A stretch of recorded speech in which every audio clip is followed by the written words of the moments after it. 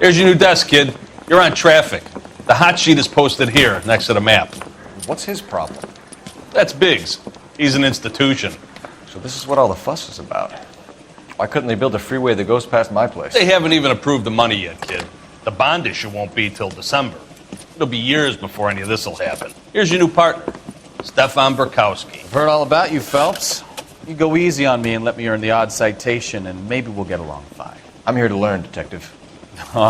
He's an intense one, isn't he, Mel? Who's intense? The newly minted detective here, Cole Phelps. Hi, Phelps. I'll be keeping an eye on you. I could spend a little time basking in reflected glory. Make a change from busting hookers and dope fiends.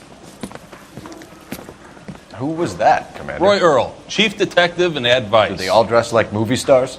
Well, Roy is a movie star. And the whole of the seedy side of L.A. is his audience. What is that supposed to mean? Stick with me, kid. You'll find out.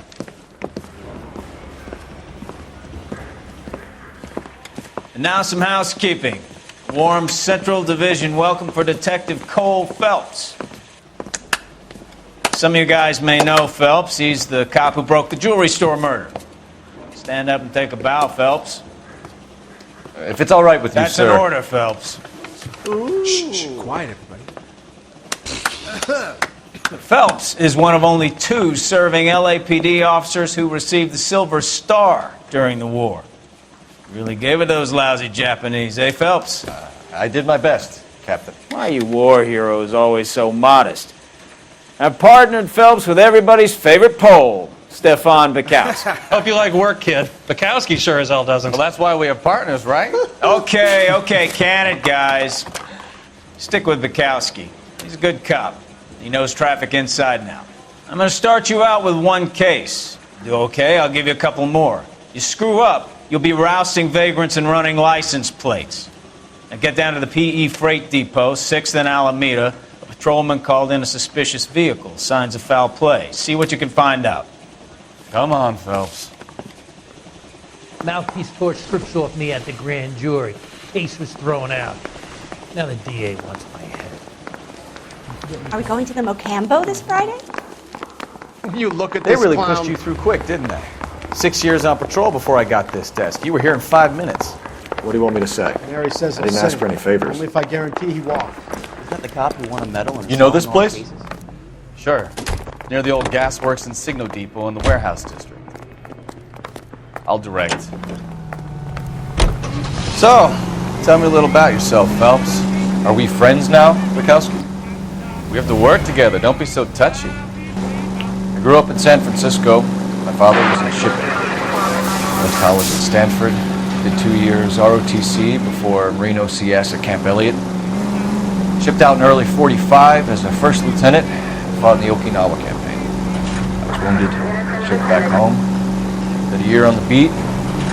Now I'm here. So you won the Silver Star. I don't want to talk about it. Now let me get this straight. You single-handedly killed 40 Japs on this hill in Okinawa. No, you were up there all night, draped in the flag, knife between your teeth, gun at the ready. Finished? The Emperor Hirohito himself leading the charge against you. I did my part, Burkowski. What did you do? I kept the streets of LA safe for the people. Yeah, now I get it. Unfit for service. Now, fuck you, Phelps. I earned a bravery citation during the Zuda riots. Sounds like you had it rough. I did my job. No one is saying you didn't. I did 6 years as a patrolman. That's the 3rd time you've told me.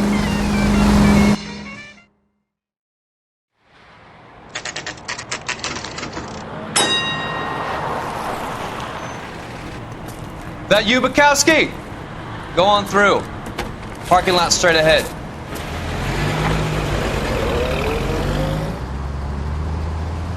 I need to get back to work, officer. The detectives are here now. You repeat to them what you told me. I did the right thing by calling this in. I'm just a working stick. Just give them your story and you'll be all right.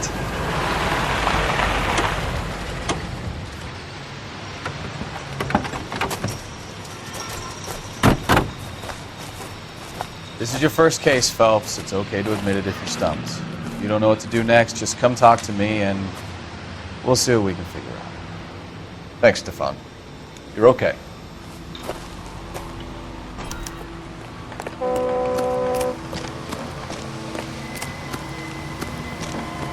I'm Officer Hart. Phelps, traffic. What have you got? Abandoned car, probably stolen. The solid citizen is Nate Wilkie. He called it in. What gives with the coroner? There's blood all over the interior.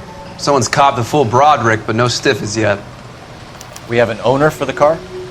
The car is registered to an Adrian Black, just north of Bunker Hill. All right, we'll take a look around. I'll keep Mr. Wilkie talking, but don't make him wait too long. He's the restless type. Nice day for it. How long you gonna keep me here, sir?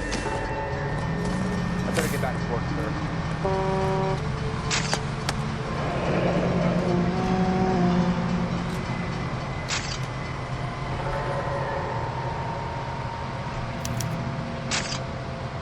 "32 years old, married. Sounds like an average guy. What was he doing out here?"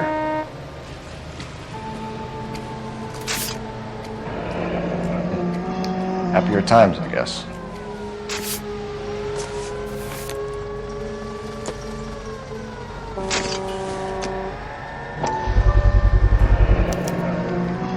Stenzel glasses. Home repaired by the look of it.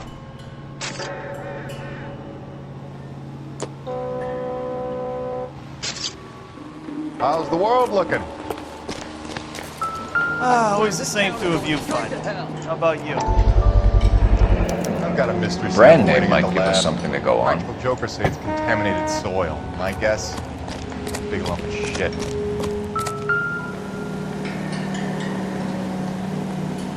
Victim looks to have lost a lot of blood. Doc, Detective Phelps, what have we got? A lot of blood for a blunt force injury. Victim must be in a very bad way. Any sign of the guy? Not unless he's in the trunk of the car.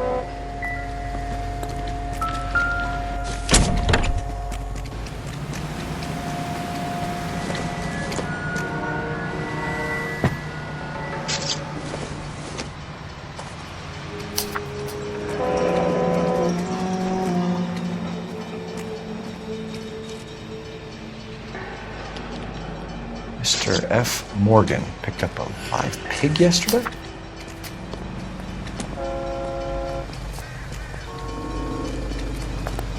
Sir, I'm Detective Phelps. Name's Nate Wilkie. You found the vehicle? Sure. Saw it just sitting there. Strange place to be parking your car. Figured I'd better take a look. And then I saw all the blood.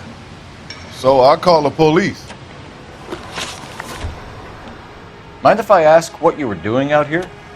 Well, I work for the railway. I was on my way out to the switch and reckoned I'd take a shortcut. Did you see anybody else in the yard? Maybe somebody hanging around the car? Nope. I hadn't seen a soul all day till you boys turned up. Do you know Adrian Black, Mr. Wilkie? No, sir. That ain't a name I'm familiar with. You ever seen the car before? Funny enough, I did. A couple of nights ago, it was over there in the parking lot. I know most of the cars are parked here regularly, so it kind of stood out. The wallet by the car. Was there anything in it when you arrived? You accusing me of something, mister? Do you want the patrolman to hold you down while we turn out your pockets, Mr. Wilkie? Maybe I checked inside that wallet. Not that I was gonna steal anything. Maybe I took a look. But there weren't no money in there. Not even change. We found a steel pipe with blood on it near the car. Do you know anything about it, Mr. Wilkie? No, sir. I went straight for the law when I saw the car was full of blood. When you saw the blood, was it wet, bright red, or darker like it is now? Darker, I'd say. Looked dry already. Thank you for your help, Mr. Wilkie. We'll contact your employer if we need anything more from you. If you have to, I guess. I can't really spend no more time over this. Somebody's got to inform the wife, Phelps. If you're done here, we'll head over there now. We're going to notify the wife. You seem to have it under control here. Yeah, I got this.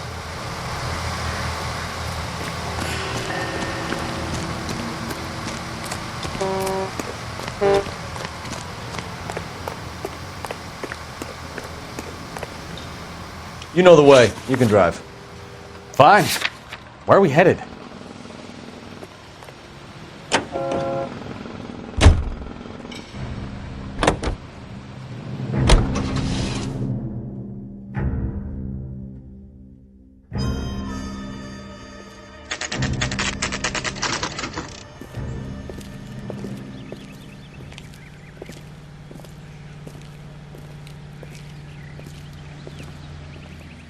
Let's go introduce ourselves. You talk to her, Phelps. I'm no good at this shoulder-to-cry-on stuff. Just a minute.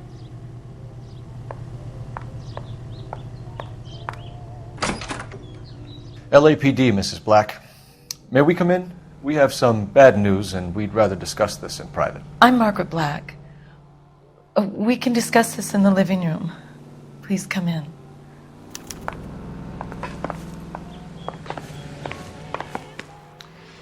Your husband drives a blue Lincoln, Mrs. Black? That's correct. The car has been found abandoned, and I'm afraid there are signs of foul play. I knew something was wrong when he didn't come home. We believe your husband may be injured. We found a pipe on the scene with blood on it. Oh, no! My poor Adrian! Does the name Insta-Heat mean anything to you, ma'am? Yes, it does. We've just had a new water heater installed. Whereabouts, Mrs. Black? Just outside the kitchen window, at the side of the house. I'd like you to try and stay calm and remember everything that you can about last night. My partner and I are going to take a look around. When you're ready, we're going to have some more questions for you. Is that okay? Of course, officer. Anything to help secure my husband's safety. Well, let's check the place out. Come on. Have a good look around. There's got to be something in here to go on.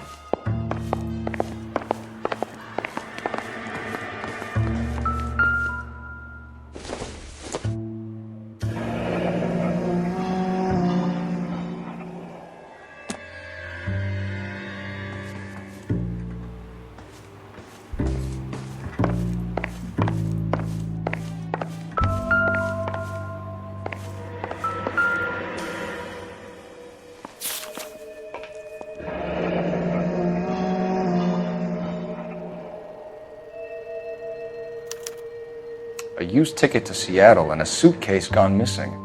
Someone couldn't wait to get out of this house.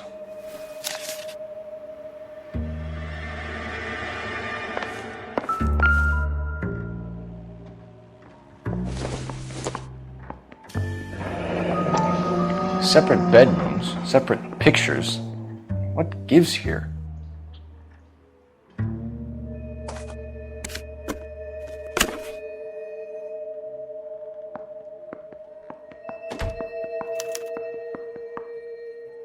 To my Adrian. This thing gets more and more interesting.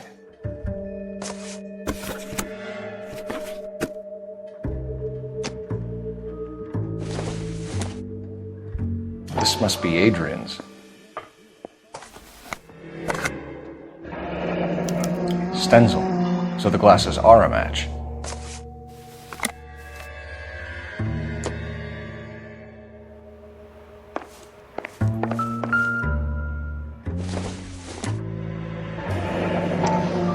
Kavanaugh's. So who brought this home?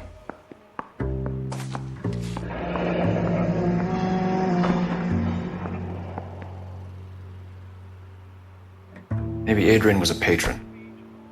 R&I should have an address.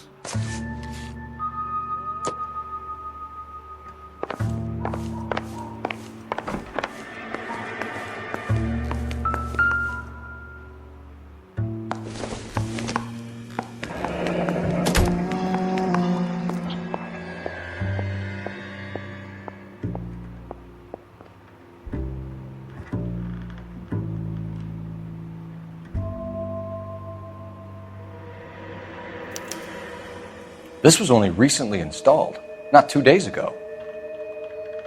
Maybe it's time we took a look around outside.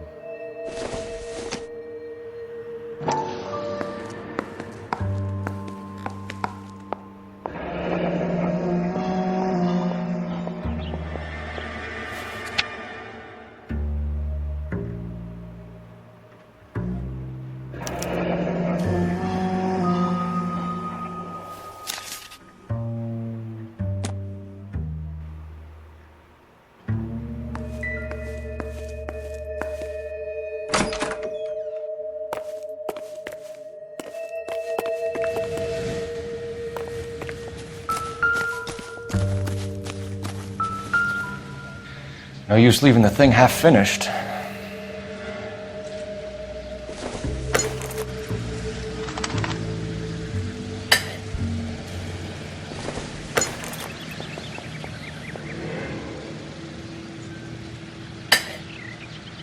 That can't be right.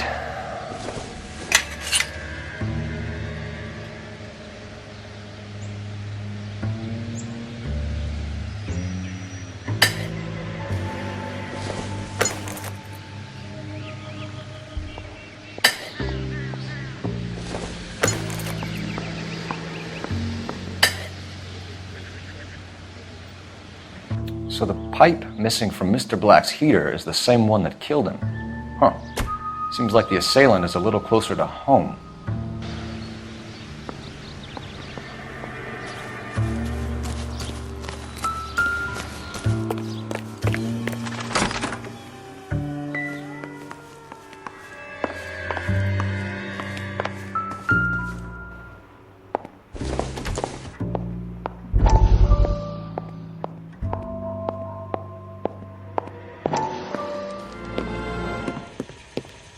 Lie down, make yourself comfortable.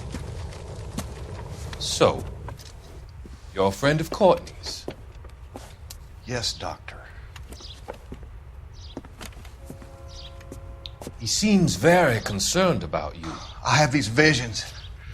These blinding visions. I can't get them out of my head.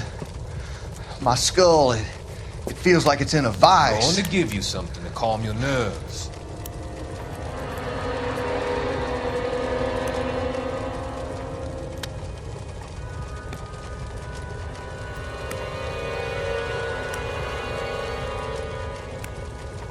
I want to take you on a journey back.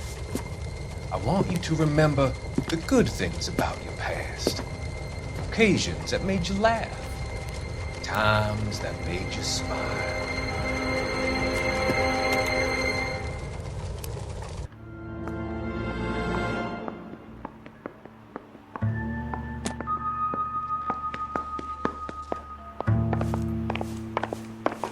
Grab the phone. R&I could run down an address for Kavanaugh's in no time.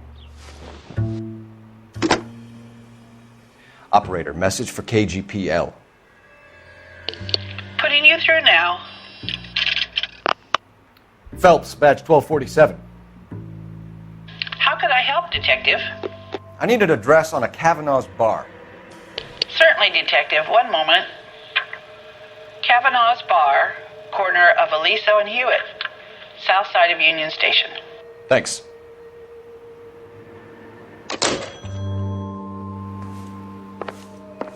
I'm all right now, detectives.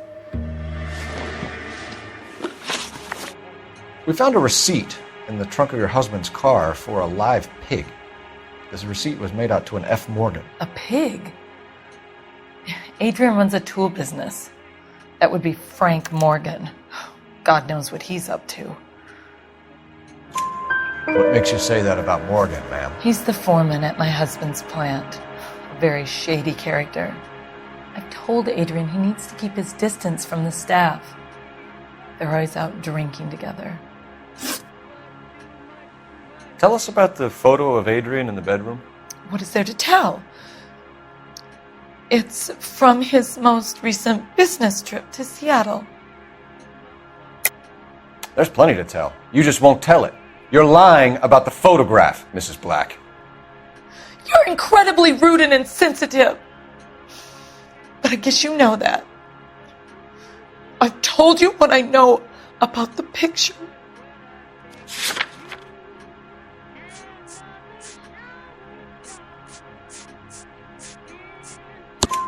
What about Nicole, Mrs. Black? Was your husband going to leave you for her? I've seen the photo frame. He thinks I'm stupid.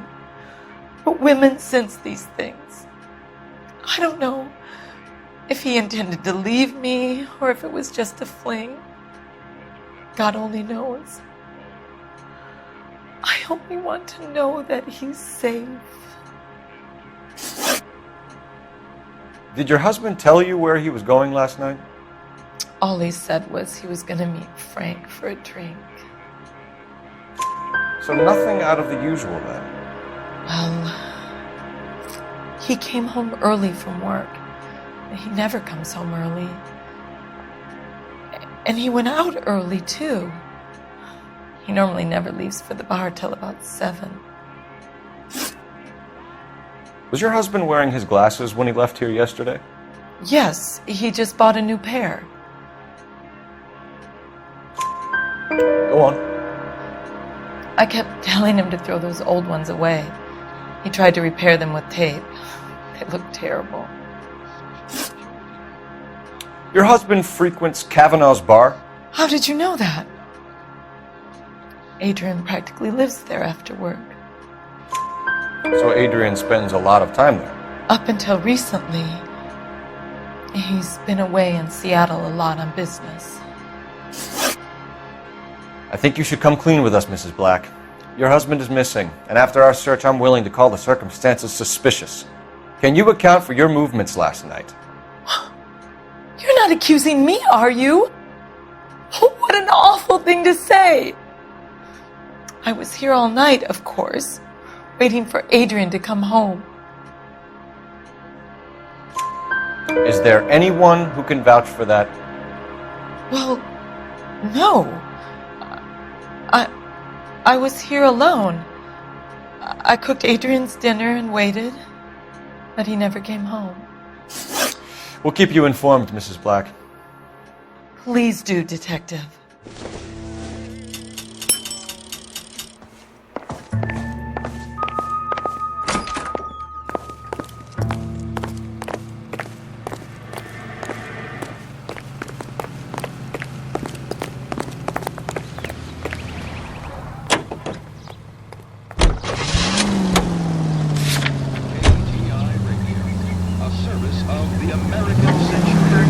Jesus, I'm glad to be out of there. Mr. and Mrs. Black don't seem to have the happiest home life. He's too scared to divorce her, and she's too much of a shrinking violet to throw him out. If this hadn't happened, they could have stayed miserable together forever. You think she could have killed him? She sure as hell doesn't seem the type. But stranger things have happened.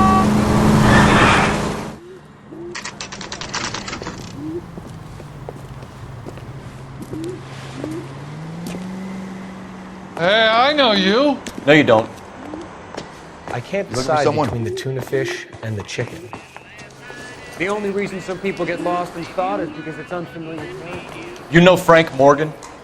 Sure. Frank's a regular. He's a loner in the back. That cherry pie was delish. Frank Morgan? Who's asking? Cole Phelps, LAPD. I understand you're a friend of Adrian Black. Yeah, I know him. Are you aware that he's missing? No, I hadn't heard that. Tough break. We found Black's car abandoned in a freight depot, covered in blood. You know anything about that, Morgan? Hell no. I'm sorry to hear that. I like Adrian. He's a good boss. Please, don't tell me you actually believe this jerk-off, Phelps. You're lying, Morgan. You were there. And you're talking out your ass, Detective. How about you prove I was out at that rail yard?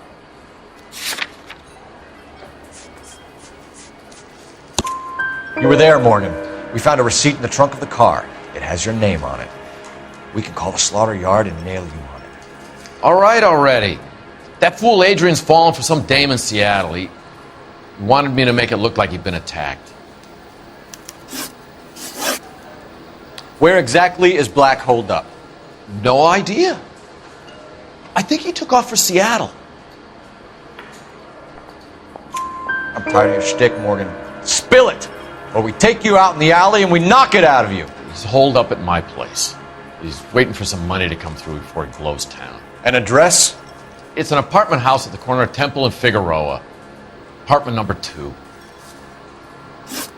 I think that's all. Thanks for your help, Morgan. We appreciate it. Hey, I'm just glad I could help. I love cops. Cuff him, let him go. It's up to you, Phelps. There's no way I'm writing this idiot up. J.W. Robinson, I haven't.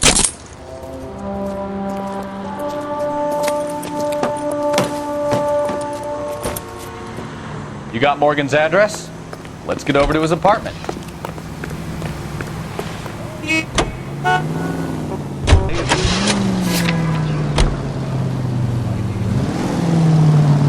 I've met some pretty good liars in my time. People who sound convincing because they actually believe their own bullshit.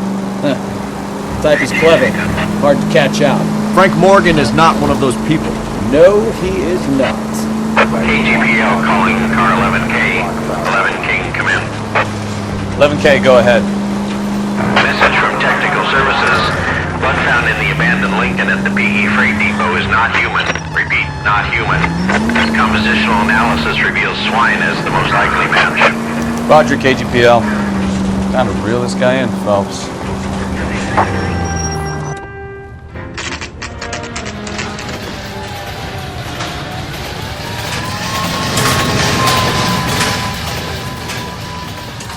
Let's check the place out. Come on.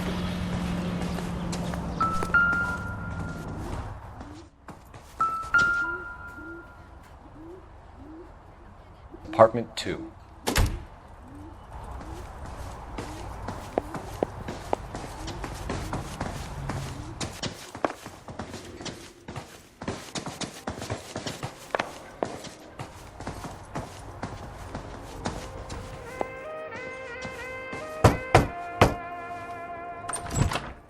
Help you, gentlemen? LAPD detectives, Mr. Black. You're under arrest. Look, I'm really sorry about this. I never tried to hurt anyone. I just needed to get away from L.A. I won't put up a struggle. Just let me get my things. I knew it! Phelps, go after him. I'll try and head him off in the car. Remember, the gun is the last resort. There's no point running, Adrian.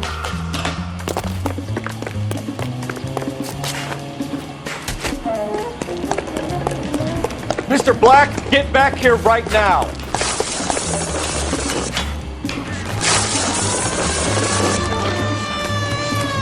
It's over, Adrian.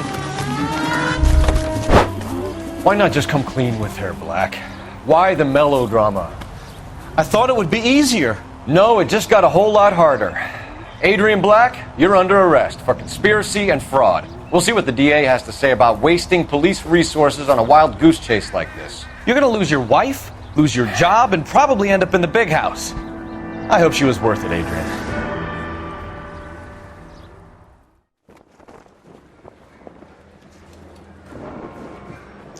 That turned out to be quite some case, huh? Adrian, what an idiot. You got an arrest and a clearance in your first case, and in fine style, too. Well done, detective. Efficient investigation technique, good public presence. You keep that up and you learn from Bukowski here, you could go a long way in this department.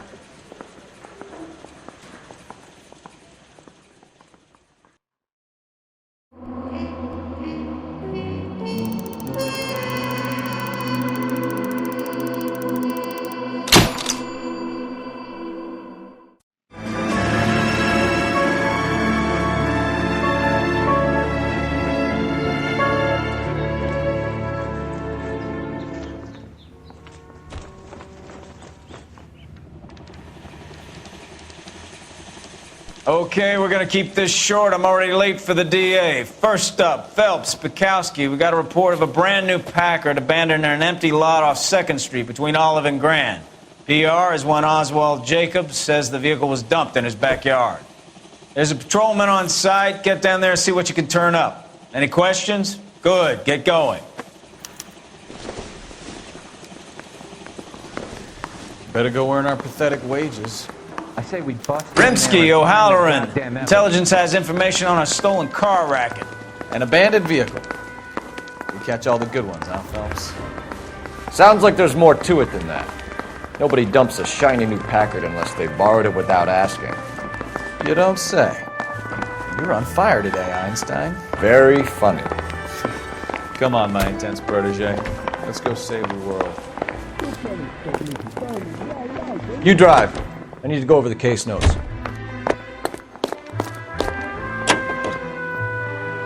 You hear about Adrian? Brought to Seattle threw him out. Wife says she's gonna take him back. Women generally show more compassion. What are you talking about? Adrian dumped on her. He was humping the secretary. Margaret should show some pride. Pride comes before a fall, Bukowski. I'm talking from experience.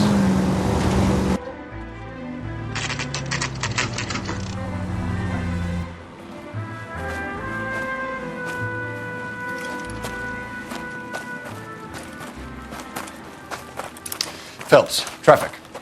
I'm Officer Houlihan. Car's down the alleyway, detectives.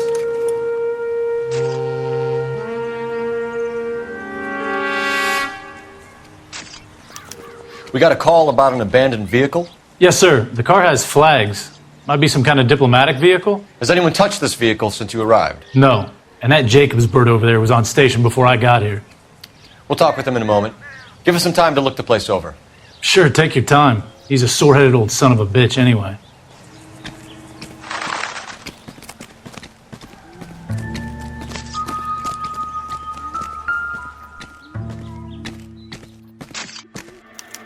We'll have to use the registration to trace the owner.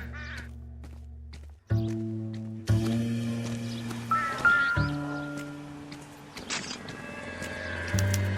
must have taken the flag as a souvenir. Can't have any street value.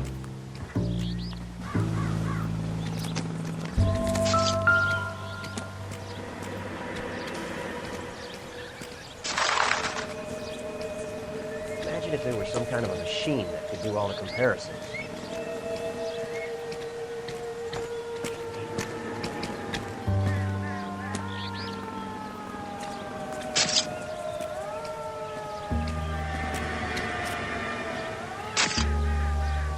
It's owned by the Argentinian embassy.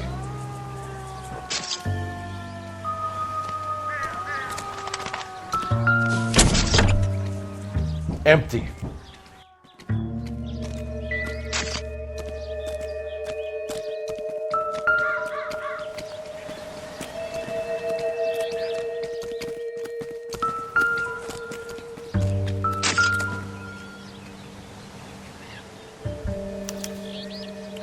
Stealing the wheels is for amateurs.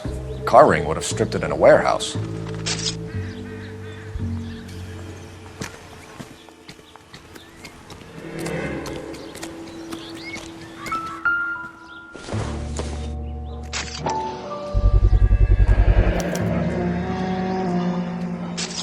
Combination wrench. Must have used it to remove the wheel lugs.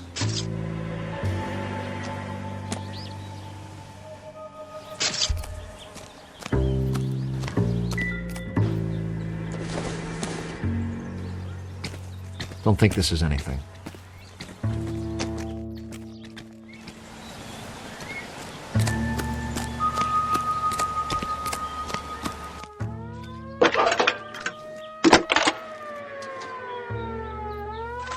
Cole Phelps, badge 1247. How can I help, Detective? Could you run the name Dewey Brothers? Possibly a dealership or car mechanics workshop. One moment. Dewey Brothers Packard Dealership, 629 Figueroa Street. Got it. Thanks for your help.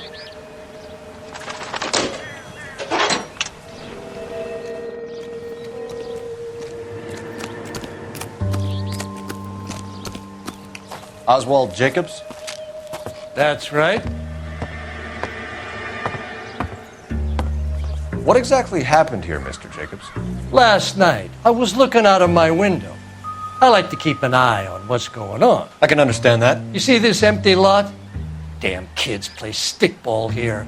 Always breaking my windows. Always asking for their ball back. Can we get back to the car, Mr. Jacobs? Don't be impatient, Sonny. Anyways, last night I see this brand spanking new Packard up on bricks. Did you see who stole the Packard? Hell yes, I did. I saw 3 goddamn Mexicans going to work on it. Can you tell us what they were doing? Using the headlights of an old Ford so they could strip the thing. I yelled out to them, "I'll call the cops." So they loaded up their car and drove off, tooting and hollering and yelling obscenities at me in Mexican. You speak Spanish, sir? No, I do not. After the Mexicans left, you didn't go anywhere near the car? After I scared them off? No, I didn't go anywhere near that car. You went out to the car. Once they were gone, you had to take a look for yourself. I was curious. Ain't no law against that. So what if I took a look around that car? You can't be accusing me of nothing. Tell me about the car they were driving. It was an old Ford. I didn't catch the license number. You look like the kind of guy who notices details. You're right there. The car was old, but it looked brand new. Candy apple red paint job stands out a mile. What exactly did you see them take? They was working on the tires. That's all that was took. Right. So what did you take, Jacobs? Do you want my partner to pat you down? I found a notebook in the glove compartment. I was going to show you. It's on the chair on my porch. Thank you for your help, Mr. Jacobs. You can speak to Officer Thibault about signing a formal statement. When you get the car out of the way, maybe you could come back and do something about those kids. Well, how about we bring you an umpire's mask?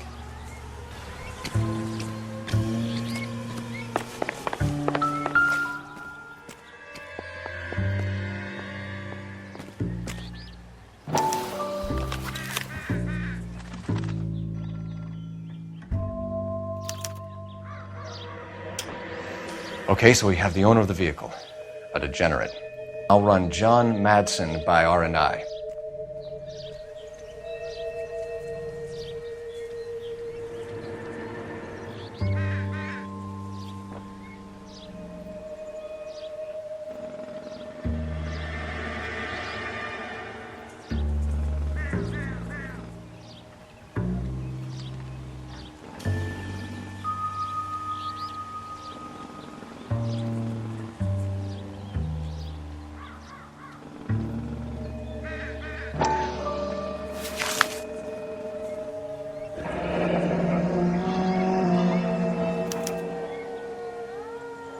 Contact details on a William Dewey. This looks like business rather than pleasure.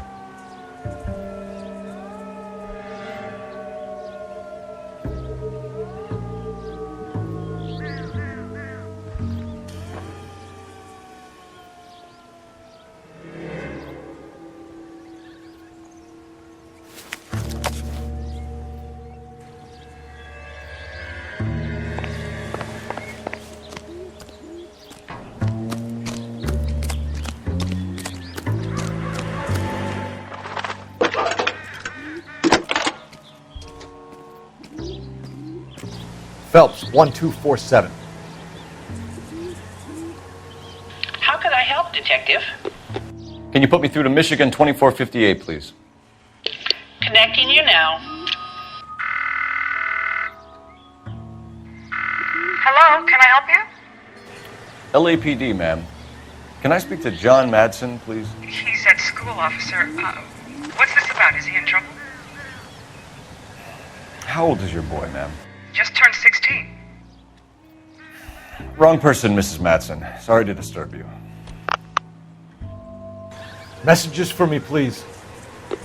There's just one message for you, Detective. A four-door Packard, diplomatic license number Paul Robert 706, was reported missing this morning by Juan Francisco Valdez. Could you have him brought in? He's already here at Central, Detective. He's demanding an audience, as he calls it. Thanks. Can you get a message to Captain Leary? Tell him we'll be in as soon as we can. Thank you.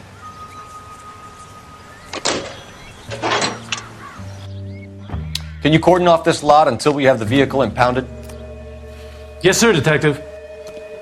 We'll follow up on the owner. Get a statement from Jacobs, and I'll read your report back at the station.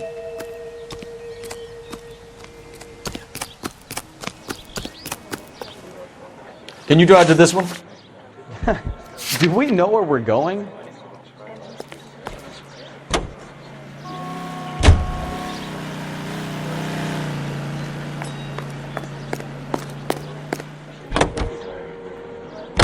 This has got to be the 50th abandoned vehicle call we have caught this year. One more and I'm going to go crazy. Not your favorite cases? You kidding me? This is barely even police work. All the bad guys in this city, we get lumped with the ones who can't even be bothered to keep what they steal.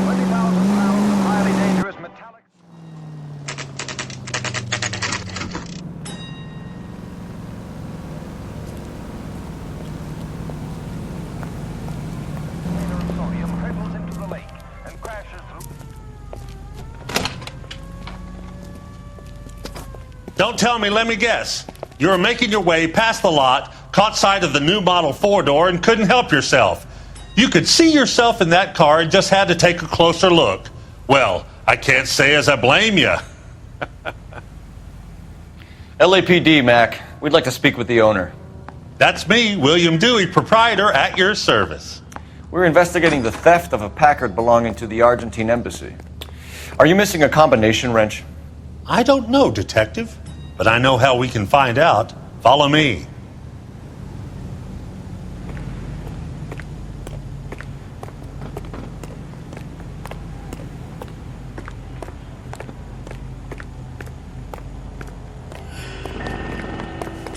We keep all our tools in here.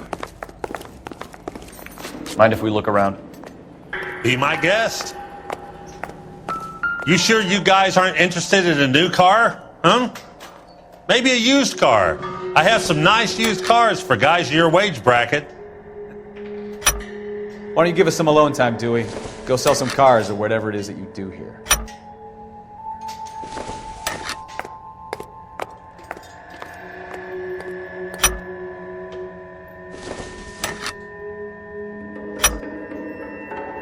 One left.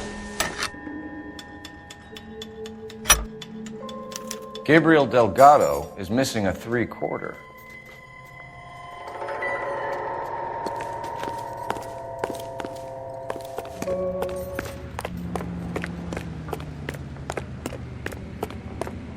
If you don't mind, we have a few questions.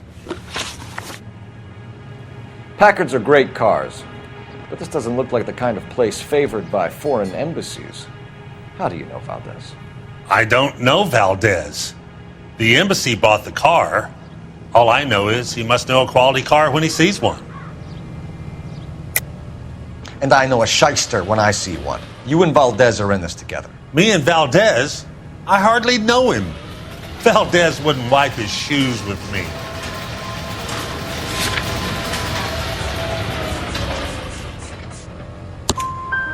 We found your contact details in Valdez's notebook. He had to be calling you for something, Dewey. Okay. So I met Valdez in a bar. We cut a deal and he bought the car through the embassy. I cut him some change on the side. It happens all the time. Where can we find Delgado? I don't know. He sure as hell isn't here. Address, Dewey, or my partner shoves her head in a car door. Okay, all right. Apartment 3, 103 Hill Street. And tell him from me, if he ever shows his face around here again, I'm going to kick his butt from here to Kingdom Come. A wrench from this dealership was used to strip the wheels from a Packard last night, Mr. Dewey. A couple of Hispanics were seen taking parts.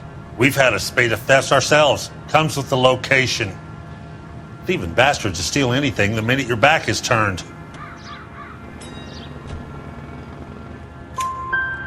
What are you hiding, Dewey? Spill it. You don't want the LAPD getting too interested in this place. So I hire a few illegals. It's cheaper than hiring returning GIs, and they have less attitude. Downside is, they're a little light-fingered.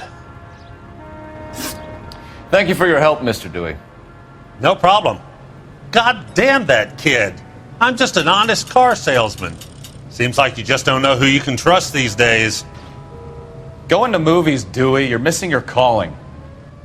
Time to visit Gabriel Delgado. See how good his excuse is.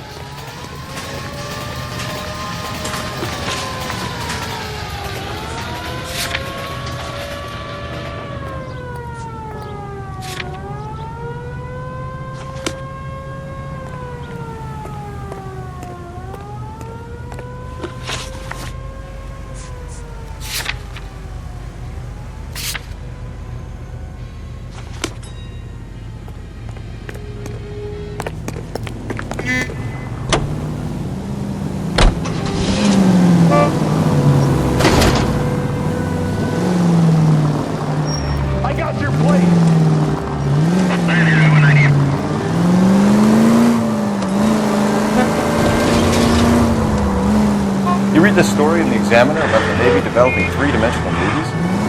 What's a dimension? You know, like a graph. Vertical axis is Y and horizontal is X. Well, that's clear as mud. Third dimension would be Z. So things would be popping out of the screen. That's ridiculous. Scare people out of the theater. God's name would want that. I don't know. People scoff at the idea of talkies in color, and look what we have now.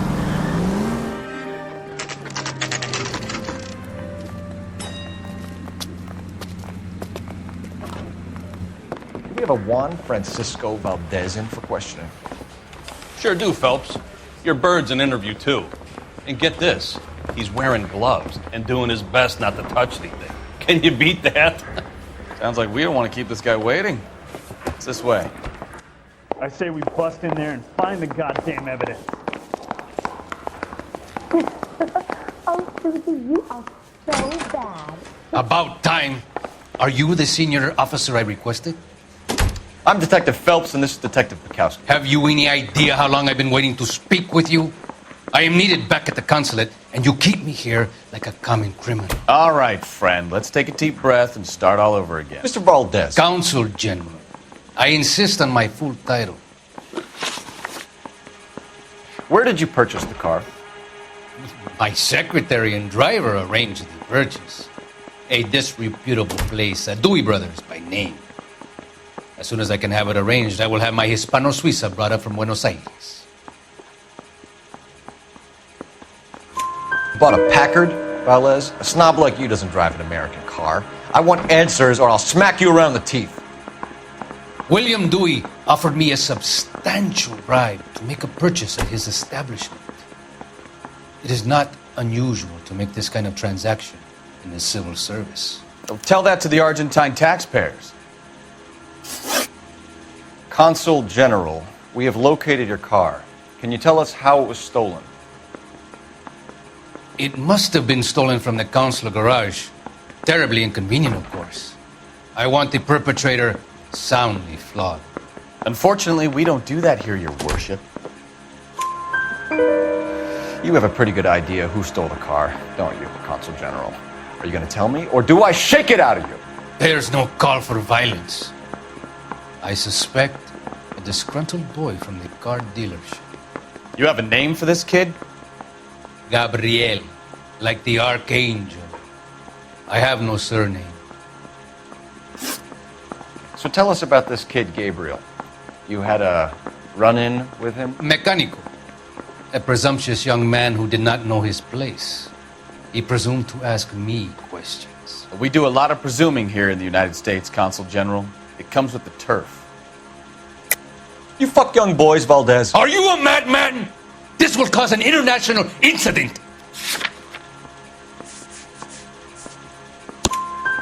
Danny, Ben, Miguel, Tristan, and Teddy. Full lips. Ring any bells? I'm sure we can come to some arrangement. Gabriel, spill it. A beautiful but impertinent boy. I mentioned rendezvous, and the young man went quite insane. I thought he was going to kill me. I was prepared to pay. We'll be in touch, Consul General. Let's nail this kid Delgado and wrap this thing up. They weren't even his prints and he still confessed. Plays the saxophone. Finished with Valdez. Thank God. I'll get rid of him in a couple of hours. Yeah, I want to make homicide. You know, you've got it made if you get to that bad. The American Century Broadcasting Company salutes our veterans and reminds you to check with your local real estate agent for exclusive home reserve.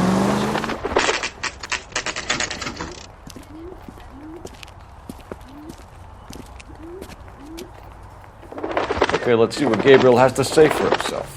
I just hope our Archangel hasn't already flown. What the hell is this guy doing? Isn't he the cop they've been talking about on the radio? What another accommodation?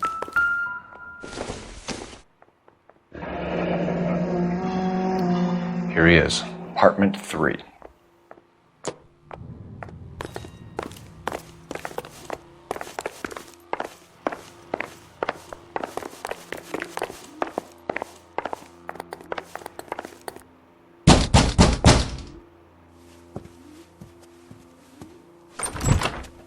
Yeah. LAPD, ma'am. We're looking for Gabriel Delgado. Gabriel? We're from the police. Policia, you understand? Yes, I understand. Could you come inside? What is your name? Ana Rodriguez. Is Gabriel Delgado here, Ms. Rodriguez? No. What do you want with Gabriel? Is he in trouble? Stay where you are, Ms. Rodriguez. We need to take a look around. But he is not here. I have told you. Check out the surrounds. I'll stay with the broad. So how far along are you, Anna? Nearly 20 weeks. Difficult to tell whether it's the suspect. So how's it going to vehicle be from when the you scene. go into labor and he's not around? Certainly Gabriel's pride and joy. You are wrong about Gabriel. He will be a good father. Already he works hard to provide for us. Unless you help us, Serving here, breakfast your for little two, one won't be Anna? seeing Papa You should have for a cleared very up. long time.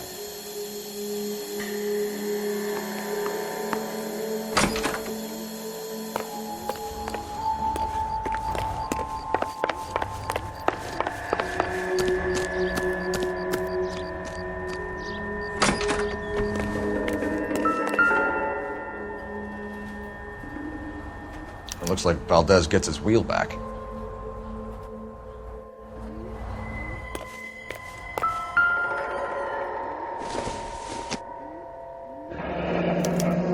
Diplomatic license plates.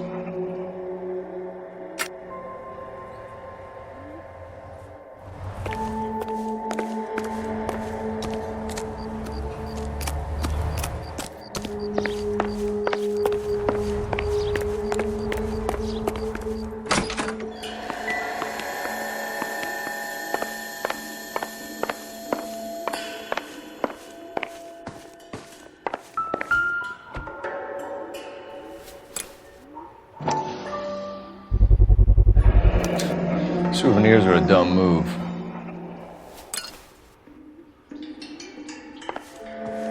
You're in serious trouble, Miss Rodriguez. But Gabriel is not here. I have done nothing wrong. Why did he steal the car, Anna? The customer insulted him. He has his honor, no? His honor, Anna? He said Dewey's friend tried to make a woman out of him. He no longer respects this man, Dewey. He took the car to show this maricon that he is a man. Tell us the truth, Anna. Has Gabriel been here? I haven't seen him for at least 3 nights. You keep lying to me, and I'll send you and your baby to jail. He lives here, but he hasn't come home. I swear it.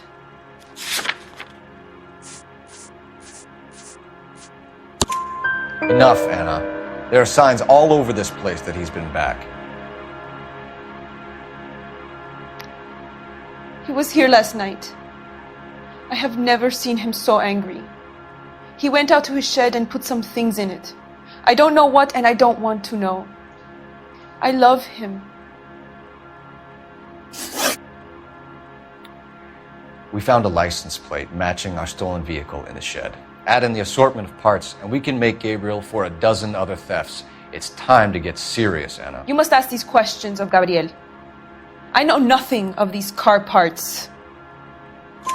Then tell us where he is! If your baby is born in prison, Anna, the corrections officers will take it from you. You will see your son or daughter through a metal grate for half an hour a week. The start line is on 1st and Santa Fe. There is a spillway under the bridge that leads to the river. Many policia have wrecked trying to follow him. We will put in a good word for you, Anna. As far as we're concerned, this sits with Gabriel. Start line? That sounds like a street race to me. It's gotten out of hand this last year. No wonder Delgado has such an eye for fine automobiles. We know where the kid is. Let's go stop these clowns and get them off the streets. Isn't he the cop they've been talking about on the radio? Want another accommodation?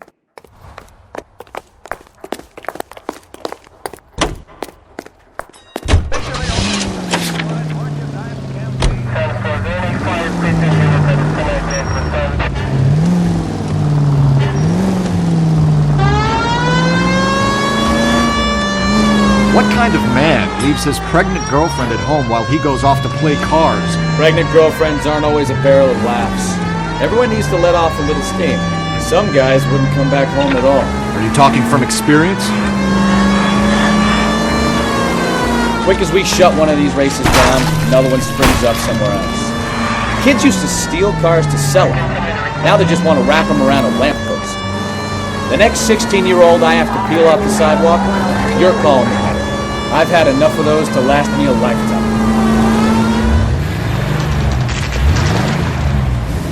There's the red Ford. That's Delgado right there.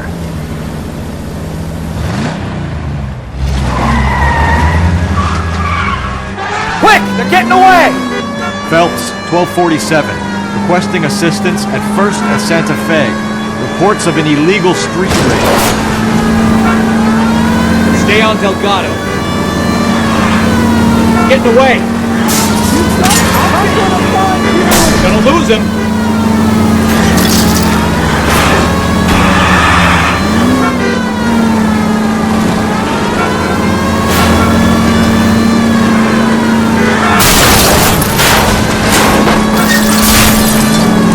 Delgado is our boy. Forget the others.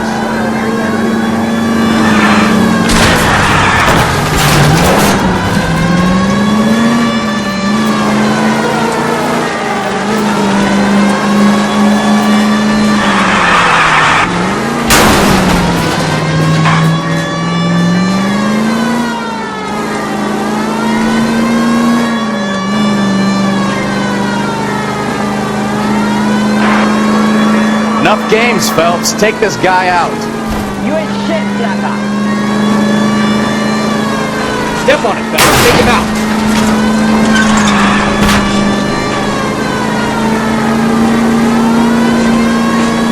Lay into his wheel arches. Come on.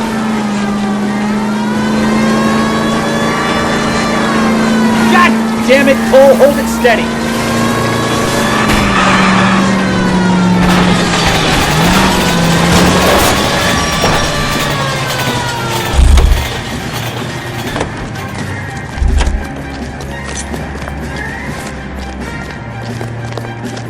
Gabriel Delgado, you're under arrest for grand theft auto. Fuck you, puto! You should speak to the maricon! Valdez, I showed him! Now who's a man? I should have burned his fucking car!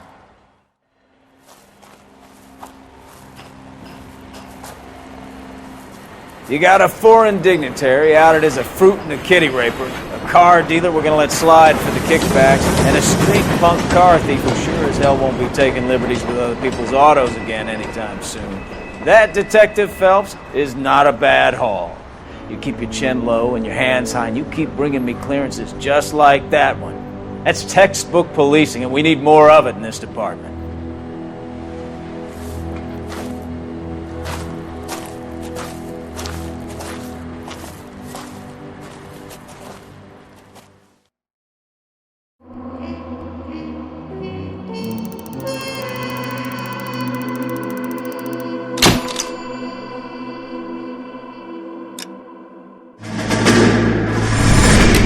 You have any plans for weekend Liberty, Jack? My sisters have been working in Los Angeles in a bomber factory. They're coming down to visit. I'm meeting them at the station at 6. Good for you, Jack. Are they cute? They're my sisters, Hank. Attention! Final inspection before Liberty.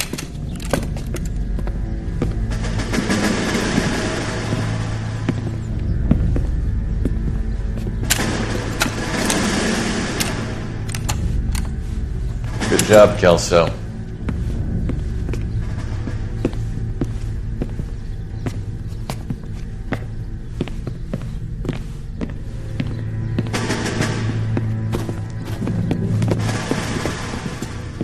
Are we going somewhere, gentlemen?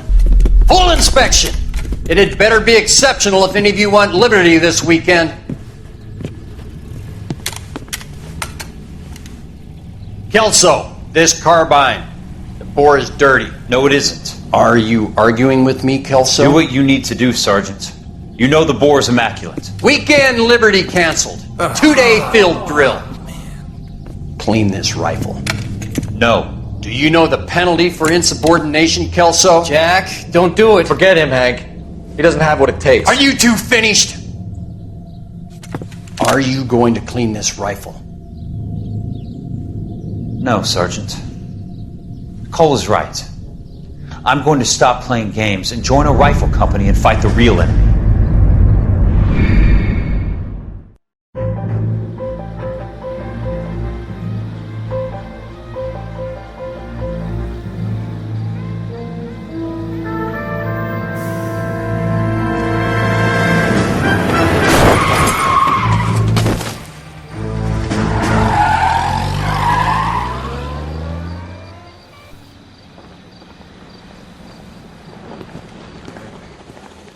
All right, gentlemen, I just got this handed to me. A hit-and-run felony at Ray's Cafe, 208 North Los Angeles. Got a patrolman on site. The coroner's on his way. Get down there, see if you can find any witnesses who can put a make on the car. Need a drink. I got the jitters again. This guy was willing to write his own mother after I sweated him. Guy gave his wife a tap. I'd say all's fair in love and war. Keep talking. Someday you'll say something intelligent. Coroner says it's going to take at least a week to get an ID. Hey, I don't want to be rude, but I ain't got time for talking. You can drive. I said all's fair in love and war.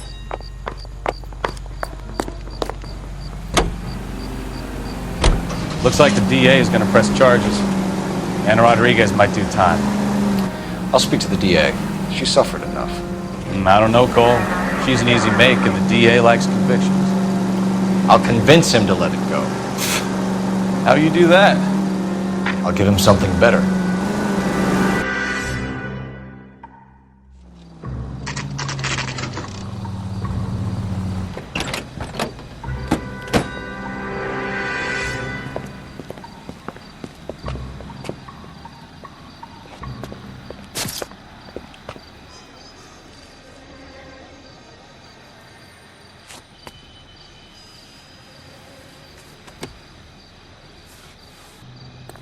Detectives, over here. Cole Phelps, traffic. What have we got? Thick as a white male named Lester Patterson walked out of the bar and into the street. Car hit over there, and he ended up here. Dead on impact by the look of it. Have you canvassed the area? The only one with anything useful to contribute is the young lady over there. She lives above the bar. Name is Shannon Perry. No, it's not a stage name. 24 years old, she left Kansas to follow the yellow brick road. Is that so? We'll take a formal statement later. Right now, we're going to take a look around. Phelps? You should take a look at the body. poor guy didn't stand a chance. Landed on his face and ended up here. The car must have struck him from behind.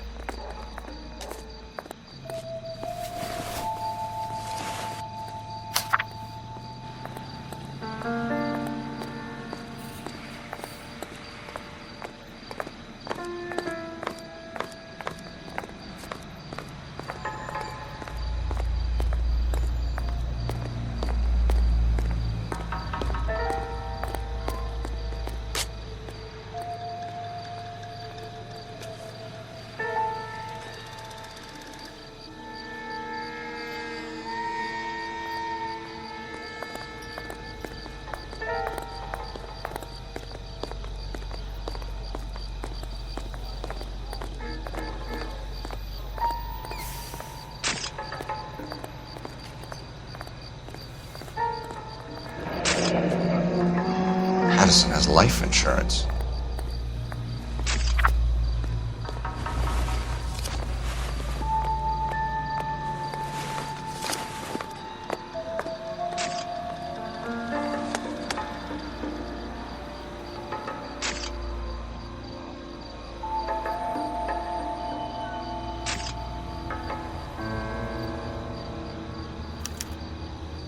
We can notify next of kin.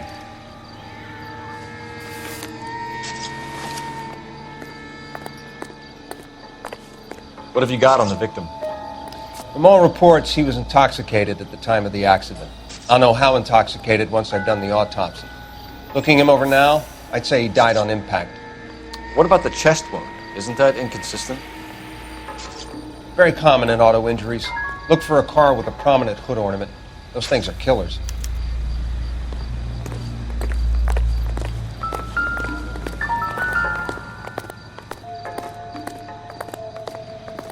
Body traveled a good 20 feet.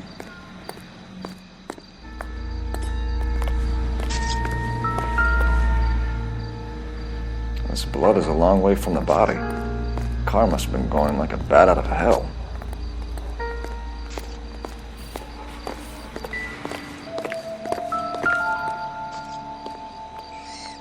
So the driver managed to brake before the impact.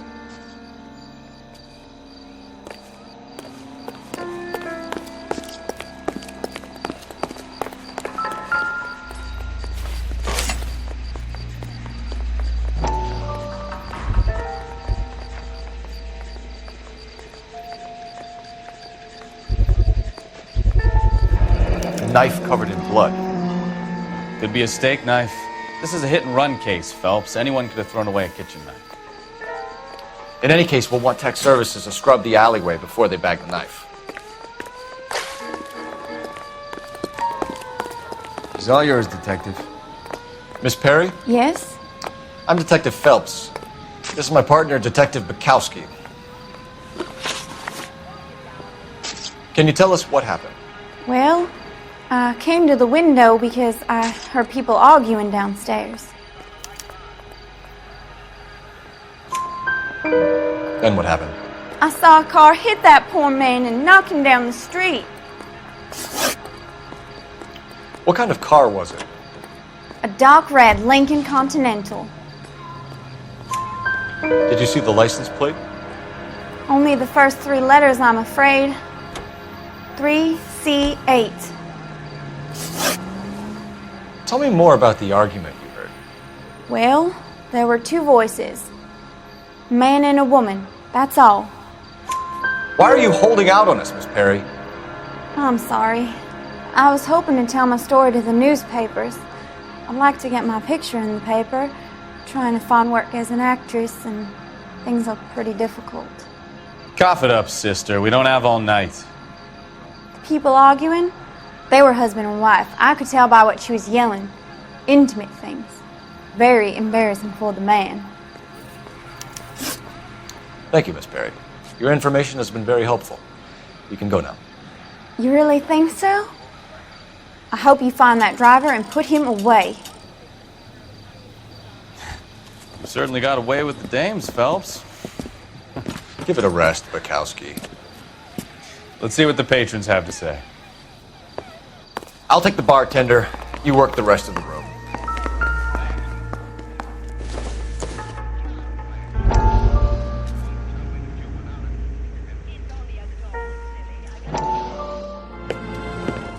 Courtney, come in.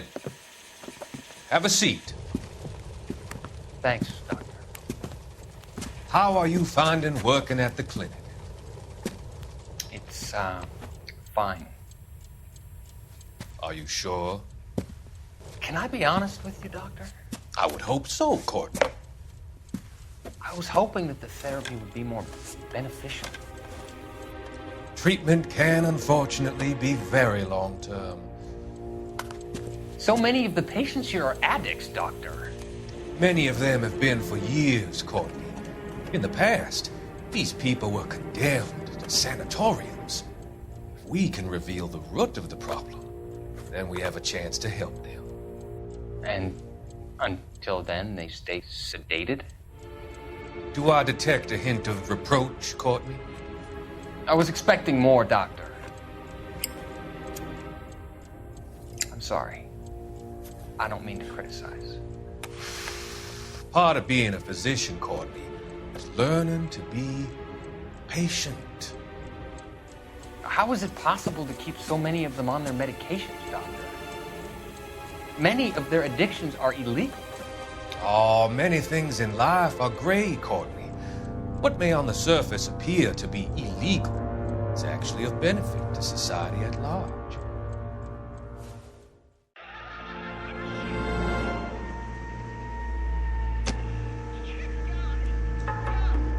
I'm Detective Phelps of the LAPD. How can I help, Detective? Your name would be a good start. Dudley Lynch. Hired help. I run the place when the owner ain't around. Where is the owner? He stepped out. Somebody had to take Lorna, Mrs. Patterson, home. What can you tell me about the accident? Not a lot. It was busy in here, and all I heard was the impact. So what was he doing outside? It's against licensing regulations to drink on the sidewalk. Lester and Lorna were having a fight. The owner made him take it outside. It was pretty ugly. Do you know the victim? Yeah. Lester Patterson. He's a regular here, or he was. Not one of your favorite customers? Lester was special, but not my kind of special. Was Lester drinking alone? No. He came here with his wife. She didn't seem too interested in the booze, though. A witness overheard an argument. Lester and Lorna. There's nothing like airing your dirty laundry in public, is there?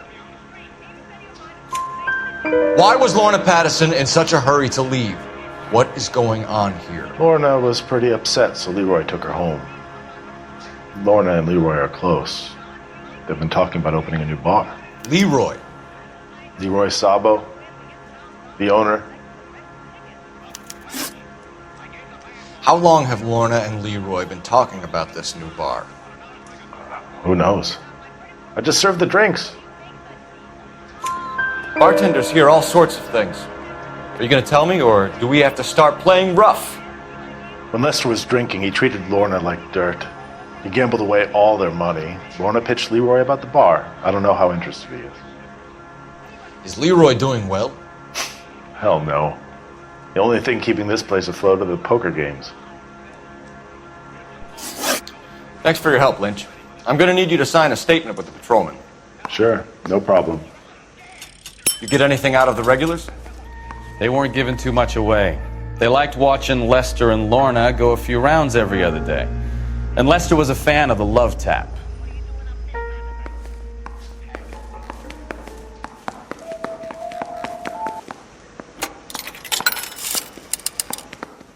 Operator, give me dispatch.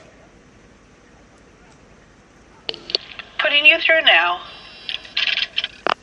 Cole Phelps, badge 1247. How could I help, Detective? I need to run a partial license plate, 3 Charles 8. Cross-check possible Lincoln owners. Suspect vehicle is a red Lincoln Continental. Just a moment, Detective. Only one possible make on that license.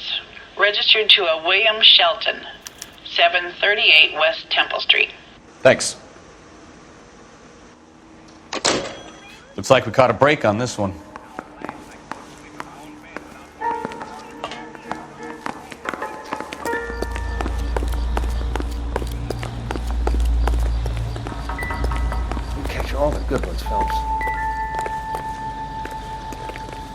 We'll check in with you. Okay. I'll get him onto a slab. Should have the report soon. Thanks.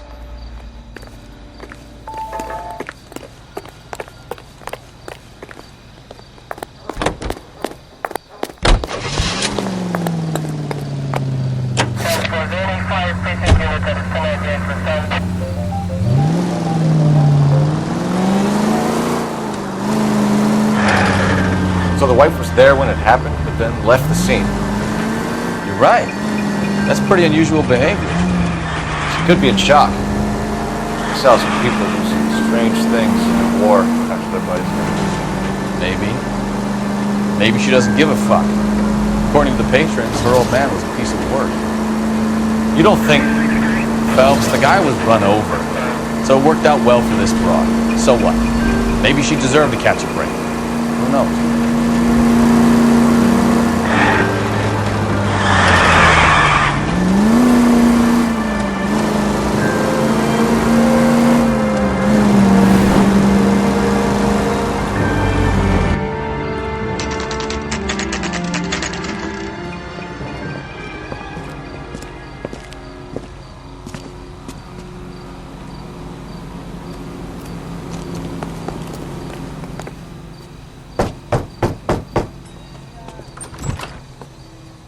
Yes? Hello? Mrs. Patterson. Is this about my husband? We're investigating the incident, ma'am. I see. Come in, won't you?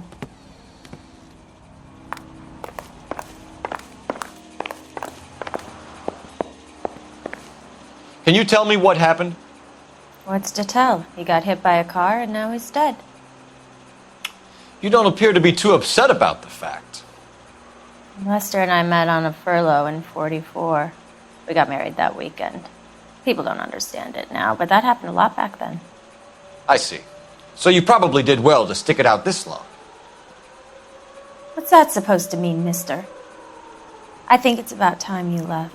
I have someone here, and I beg your pardon? You're gonna have to run that one by us again, sister. It's okay, Lorna. I'm Leroy Sabo. Well, well. Nice to see you're comforting the grieving widow, Mr. Sabo. All right, wise guy. Do you have any intelligent questions you would like me to answer? You can confirm Mrs. Patterson's story. Lester lost at cards. He was kind of hard to control when he lost his temper. He turned without looking and walked right out in front of the car. It wasn't good. What's your relationship with Mrs. Patterson, Mr. Sabo? We're friends. Good friends. You expect me to believe that? Look, I was filing for divorce. Mental cruelty. Lester could be a mean son of a bitch. And Lester knew about that? No, I hadn't told him. Well, hasn't this worked out well for the two of you? I feel almost bad for busting in on this little rendezvous. How did the car come to hit Lester? He walked straight into the path of an oncoming car. You expect me to believe that, Lorna? It's all very convenient. Gambling for Lester was like the needle for a hophead. He was yelling at me. He was yelling at the whole world. I kind of felt sorry for the driver. Poor guy had no chance. You were arguing in the bar and on the sidewalk? We were always arguing. So what? Admit it, you were baiting him, pushing his buttons. We can easily get the full story from the regulars in the bar. All right. Lester was playing cards out back. He lost, of course, and wanted back in. He suggested I earn the money on my back to get a mistake. That was the proposition he was putting to his so-called buddies. So maybe I was a little angrier than usual. Let's just say I took exception to his idea. The bartender said that you and Leroy were planning to go into business together. Can you explain how you'll get the money to do that? I have a little money saved away. You're being economical with the truth, Lorna. You want to back that up, little man? You increased the premium on Lester's life insurance. GI insurance policies have a $10,000 payout. It was Leroy's idea. Lester lived on the edge. He was always getting into fights, crap games, pinochle, you name it. Turns out it was good advice. It speaks to motive and premeditation, Lorna. You're forgetting the hit-and-run detective. You and Mr. Sabo have an interesting day. I'm sure we will, officer. Now, if you could both just leave. We're leaving, ma'am. Sorry for your loss. I can see what a tough time you're having with all this.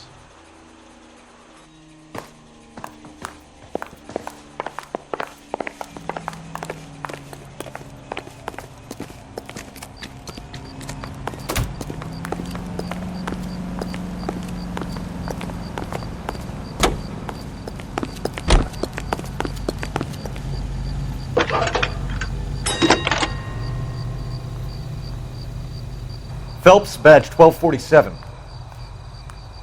How could I help, Detective? Any messages? Just one, Detective, from the coroner. Message reads, Phelps, see me at Central Morgue immediately. Results of the Patterson autopsy. Thanks for your help. I got a call back for that Universal Chorus line.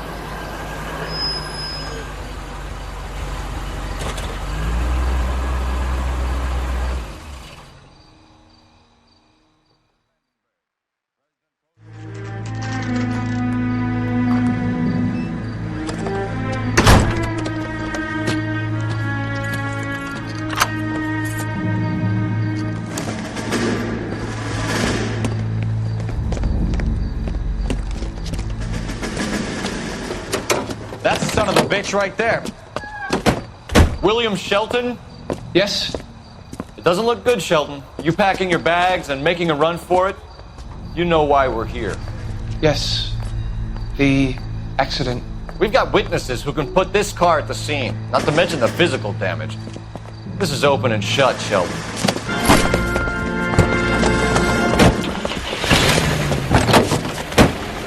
That coward thinks he can run from everything.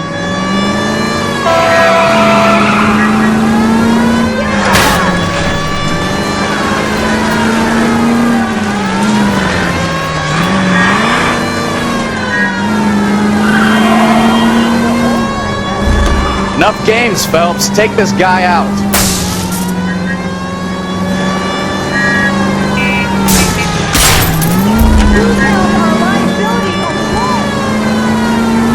Lay into his wheel arches. Come on. No wonder he killed someone, driving like this.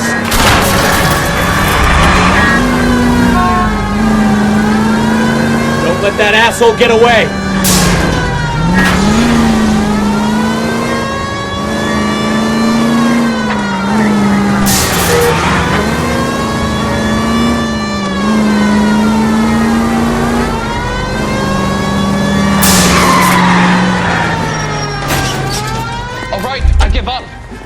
That's it. Cuff him and we're done. Put your hands in the air. How does a vehicular manslaughter rap sound, Shelton? I hit him. I admit it. I just panicked, but it wasn't my fault. What do you mean? The guy jumped right out in front of me.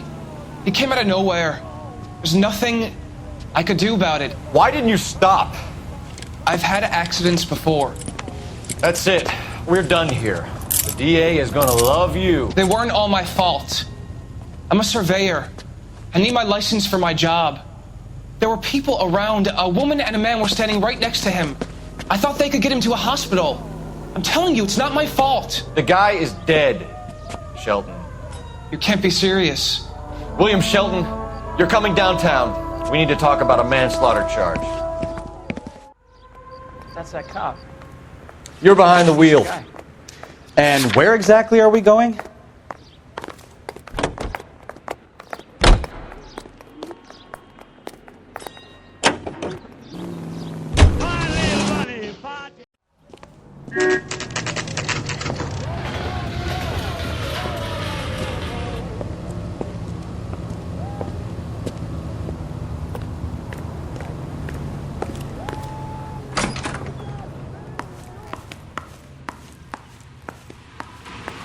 We can put the driver in front of a judge in less than a week.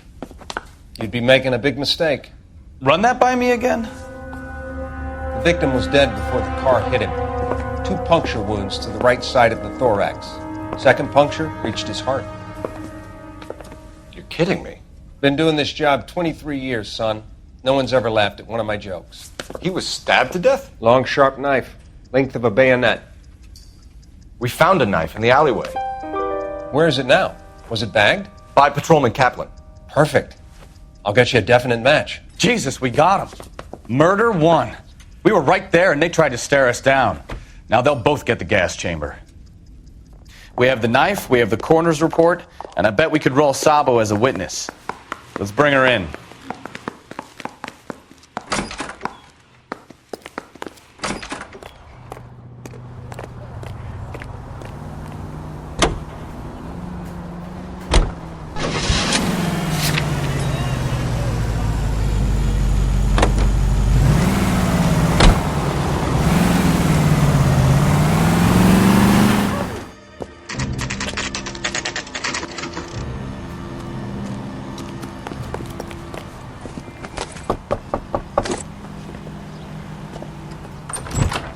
Spoken to the coroner, Mrs. Patterson.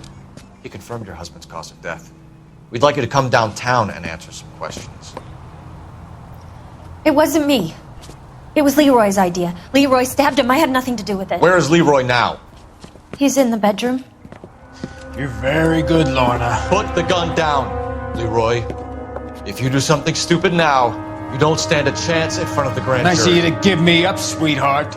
All that whispering in my ear telling me how we had to get rid of him, how good it could be, all the money we could claim, all that planning, how to get him into the street, how to make it look like an accident. For God's sake, you had Leroy, all shut the up! bases covered, baby. I have nothing to do you with it. You think I'm gonna fry for you, He's Lorna? a crazy man.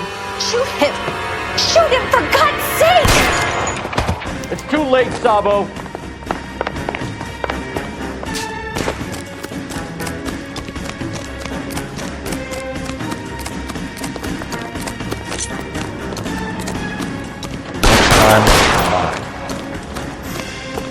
Sabo, stop or I will shoot!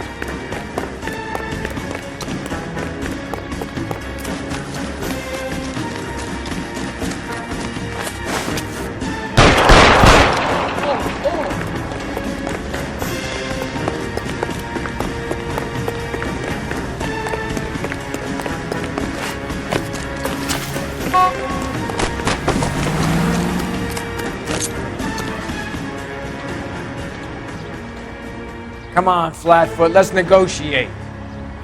Put the weapon down now.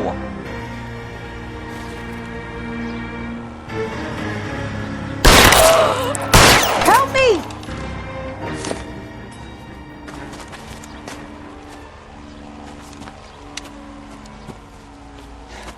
You look spooked, Phelps.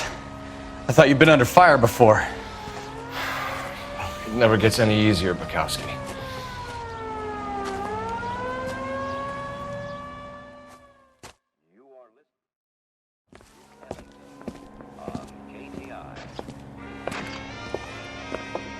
So, I give you a hit and run, you bring me back fraud, conspiracy, and first-degree murder. This is how a good detective operates, Phelps. You take nothing at face value. You keep digging and asking questions until you get to the truth. You got some sharp elbows on you, detective. I like that. Keep up the good work.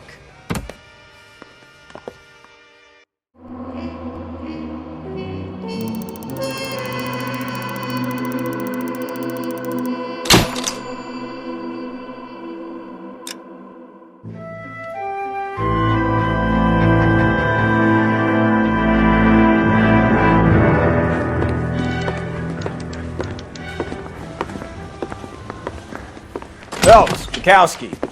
B-Cop says he located a green Kaiser Fraser from the hot sheet. Address is 6 West 2nd Street. Get over there and see what you can find out. Go on. Sorry to inconvenience you. We're on it, Captain.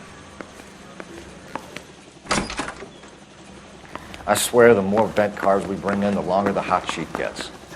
It pays the rent, though. It keeps Mrs. Phelps in the manner to which she's accustomed. I'm not sure she'd agree with you. Passionate romantic type like you, Cole? I don't believe a word of it. Coroner says it's going to take at least a week to get an ID. You're a real asshole. You know that? You can drive.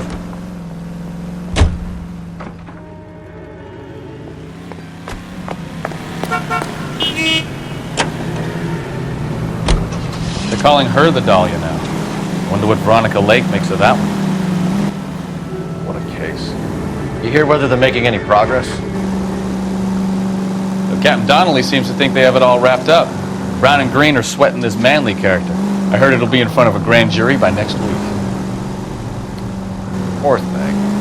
Terrible enough being murdered like that without having your death strewn all over the front pages.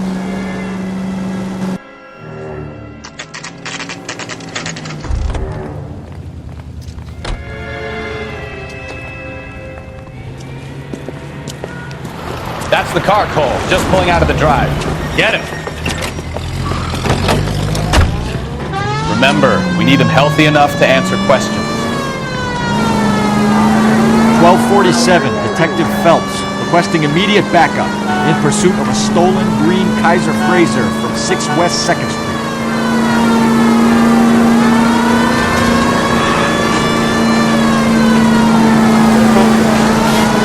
Lay into his wheel arches.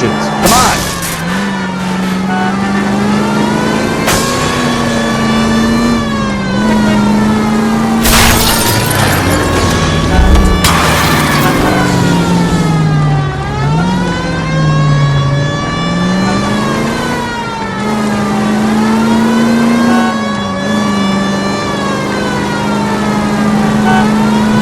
Enough games, Phelps. Take this guy out. All right. Maybe I was a couple miles Show over me the your speed hands. limit. Get bracelets Out of on the it, car Phelps. now. I'll call it in. Why did you run from us? I saw a big car in my rearview mirror with 2 tough guys bearing down on me. What would you do? What's your name? Cliff Harrison. You're under arrest. For what? What are you talking about? Nice try. I'm talking about the car being stolen. You're out of your mind. I bought the car, and I've got the paperwork to prove it.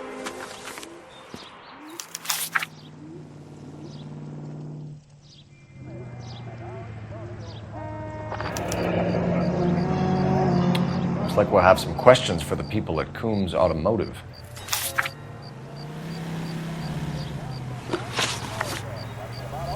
You purchased this car from Coombs Automotive Company? Yeah, that's right.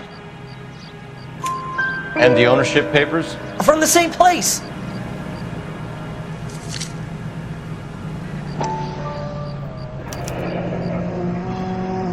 If this is a forgery, it's top-notch. This will need to be traced.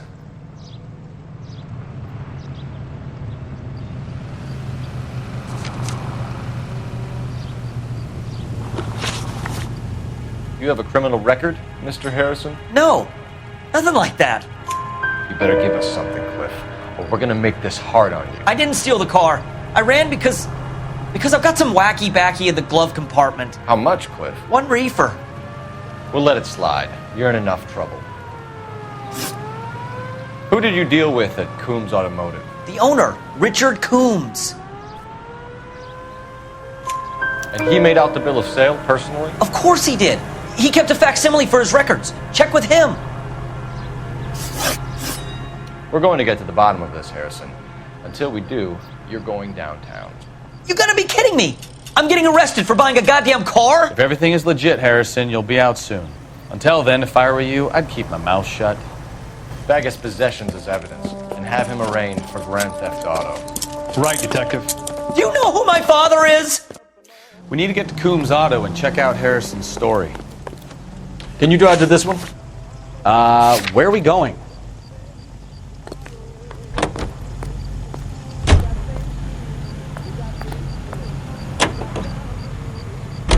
You know what? I think he's telling the truth. Some of the most convincing people you will ever listen to are born liars. Usually they're called politicians.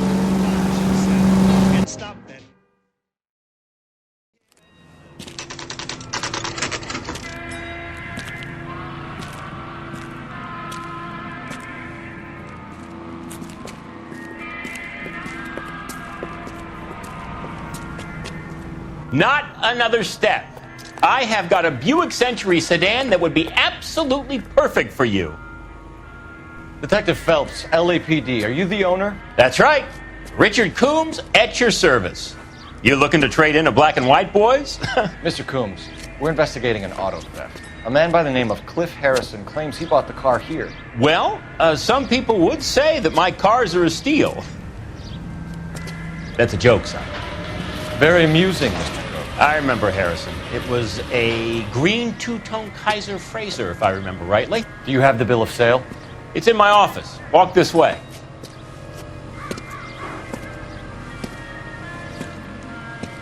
That's a joke too, son. Phelps, you mind if I shoot this guy? He's getting on my nerves.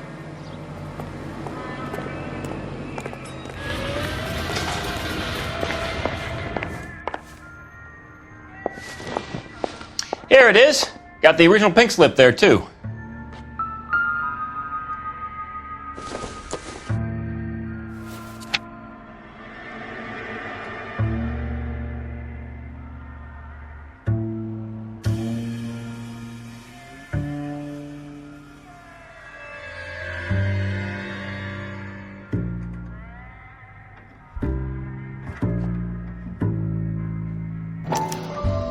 Gene Archer, 146 North Fremont Avenue.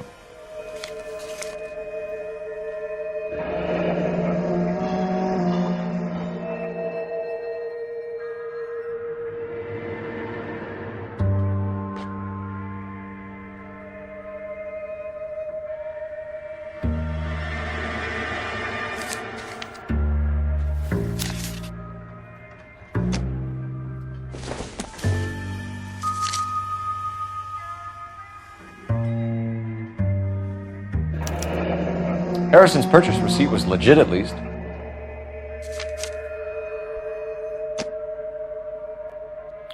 We have a couple of questions. All right, fellas. Shoot. Can you tell us how you came to buy the car? Girl just wandered in right off the street. Nothing unusual about the car. Not really my usual type of vehicle. The price was certainly right, though. Nice girl, but about as sharp as a bag of wet mice. Did you pay with check or cash? A check. She wanted it made out to cash, but I insisted. Man has to watch his cash flow. What name? I made it out to Gene Archer on the Bank of Arcadia. Can you describe this Gene Archer? Brunette, maybe 25, 26. Little on the plump side, but not bone ugly. What was your impression of her? Kind of harried and harassed. In a hurry to go somewhere, but no place to go. You get to know the type. Do you know anything about the company that prints these pink slips? Nope. Should I? It isn't exactly my business. It says Marquee Printing. You've never heard of them? Marquee. Sure. They do all the government red tape. You'll find the place down on Aliso Street near San Pedro. When exactly did you hand over the check, Mr. Coombs? Close of play on Friday. Why didn't you pay her cash? You knew the car was dirty. I had an inkling.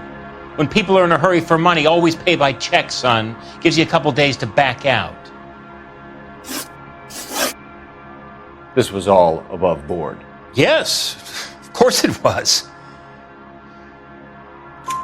Did this look legitimate to you, Coombs? I'm in used cars, son, not bearer bonds. In my business, you don't look a gift horse in the mouth. Now don't come on all high and mighty with me if you want my help. Thanks for your help, Mr. Coombs. We need to continue the investigation. Hope you sort out your problem with Mr. Harrison. Go easy on him, son. Boy's about as sharp as a bowling ball. He's built too low. The fastballs fly over his head. Let me shoot this guy, please. You have a pleasant day, Mr. Coombs.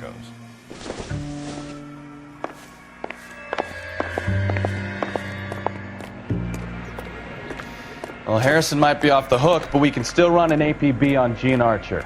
Get on the horn and call it in.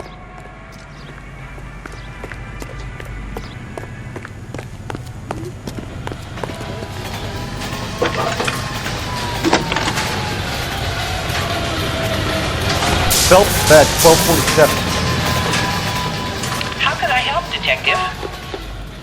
Requesting an APB on Gene Archer, age approximately 25, on suspicion of Grand Theft Auto. I'll relay the information. Are there any messages for me? A James Velasco is being held at Central Station on suspicion of GTA. Possible link to the Harrison case. They're waiting on you to conduct the interview. Thank you.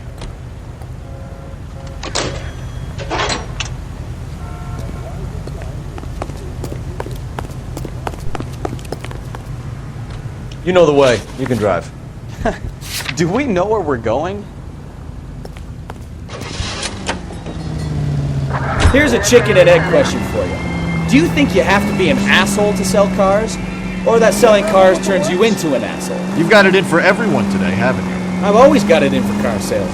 Doesn't matter what day it is. And why do they always think they're comedians when they're about as funny as a heart attack? Maybe the more annoying they are, the quicker you sign on the dotted line, just to get the hell out of there.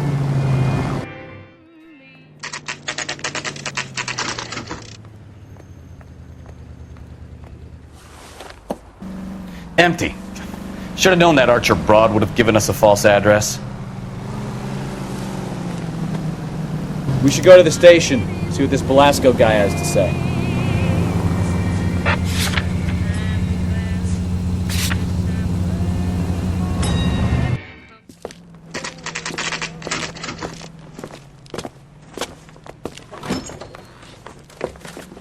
Detectives, Velasco is prepped and ready in 2. Another stolen car with legit papers. Thanks. Guy gave his wife a tap. I'd say all's fair in love and war. That's the guy. I heard he's an honest cop. Crummy bastard. James Velasco? I want a lawyer. It's my car and I got the proof right here. Take a look for yourself. I used to be indecisive. Now I'm not so sure.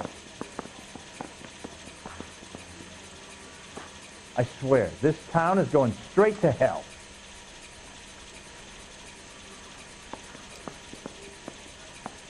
You're a real asshole. The paper is real enough, Velasco, but the car isn't yours. This pink slip is a forgery.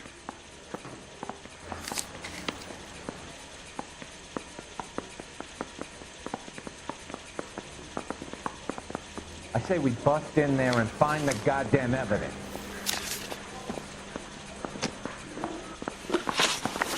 Where were you taking the car, James? Blow it off, greenhorn. You'll get nothing from me. You're a two-time loser. If you don't give me something, I'm gonna ask the DA for the maximum. You're looking at 10 years, Velasco. Kiss your youth goodbye. I want a deal. Keep talking and we'll see what sort of deal you're worth. My job is to drive the cars out of state. Nevada, Arizona, sometimes New Mexico. With the paperwork they provide, it's normally a breeze. Does the name Gene Archer mean anything to you? Nope. Never heard of her. You're a liar, James. Say that again. I'm telling the truth. I don't know the broad. So that's why you both have the same address printed on your pink slips. She's a mule for these stolen vehicles, genius. Same as you. Jesus. All right, I know her. Stupidest broad I ever met. Always cooking up crazy schemes. I don't know why those guys use her. You happy now? What happens to the cars once they cross over the state lines? I don't know. I just deliver them. Give me something, Velasco, or I'll take you back to the cells and tell the whole station you're a child molester. How long do you think you'll last? Okay. I hear you. The cars get sold in Chicago or back east. Sometimes I bring back cars coming the other way. Where do you pick up the cars, Velasco? Warehouses. Mainly in East downtown. An address, Velasco. You want my help with the DA? Cough it up. Now. A place on Industrial Street. I don't know the number. You're gonna help me out, right? Keep talking, kid, and we'll see what we can do. All right, James. We're gonna check if this information is worth anything. And if it is, I need your help here, pal. If it is, then we'll know you're a man of your word, and so will the DA. You're Phelps, right? Yes, I am. Look, can we do this later? I'm in the middle of it. Ray Pinker. I'm with Technical Services. The pink slips are all real. Yes, we know that. There's only one company that prints them in California, the Marquee Printing Company. They've confirmed that the numbers are legitimate. You've checked them out? Sure. They're on Aliso Street, near the corner of San Pedro. The guy I spoke to was Lightval. Gordon Lightval. Here, I wrote it down. Thanks, Ray. This is a great lead. We'll get down there as soon as we can.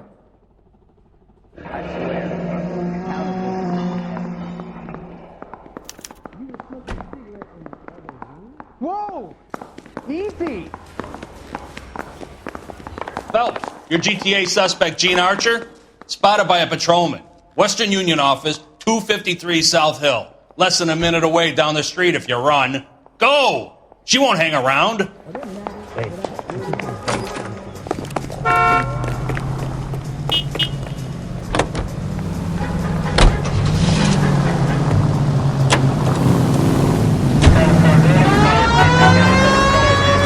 Come on! We don't want to lose her!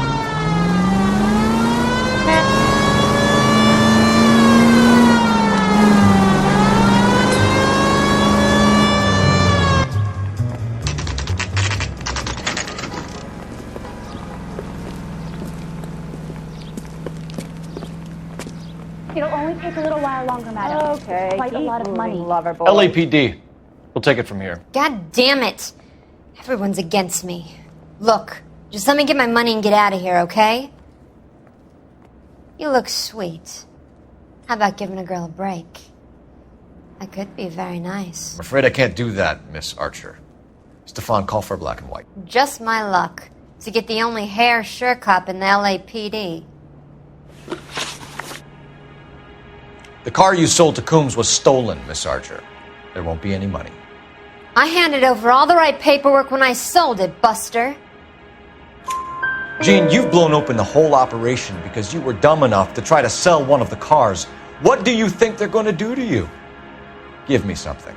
I was just doing what they do. They paid me $50 to drive the car. I made $2 grand selling it. You made zero. And if they catch you, you're dead. Is that all your life's worth? Look, a girl needs things. I don't see you looking out for me. How long have you and Belasco been delivering cars? Who is James Belasco? You're lying.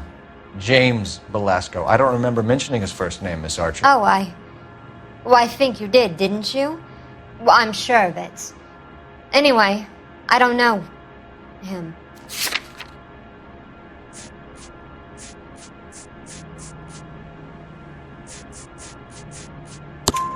You aren't sharp enough to lie to me, Gene. You and James Belasco share the same address on your pink slips. We have him in a cell. Okay, so I know the creep. The pink slips are real. The home addresses are always vacant lots. Bigelow is always boasting that the paperwork is legit and that if we stick to our stories... And don't try and sell the car? Yeah, that too. Tell me where you picked up the car, Miss Archer. Look, I can't remember. Let me go, will you? Please. What have I got to do? Trying my patience here, Gene. I'll have the reporters down here and have your picture in all the papers. You'll have nowhere to run. All right already. I get the message. I pick up the cars from a guy named Bigelow. 58 Industrial Street. Big warehouse, full of goons. Now you've got what you want. Can I go? Please? No, you sure can. We've got a car waiting outside for you. Some career advice, Gene. Get out of crime. Marry someone boring who has money and will find you captivating. Is this guy for real? He takes a little getting used to, but yeah, he generally means what he says.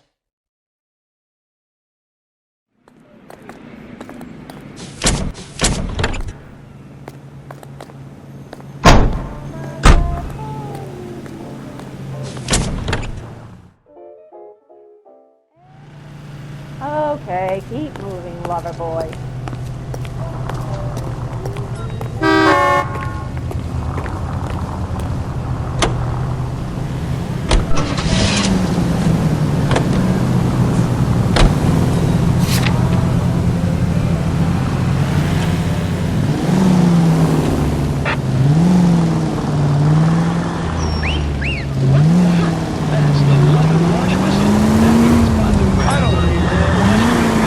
girl. Used to getting her own way. Little did she know her feminine charms were useless against the impenetrable Cole Phelps. She's not my type. And what is your type, Phelps? I'm married. I know that. But you're not blind or dead inside, are you? Wait, scrap that second half of the question.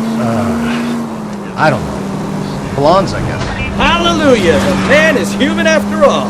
Now we're getting somewhere. Yep, I'm with you on the blondes. Brunettes are fine too. And there's nothing wrong with a good redhead. But I draw the line at gray. You know what?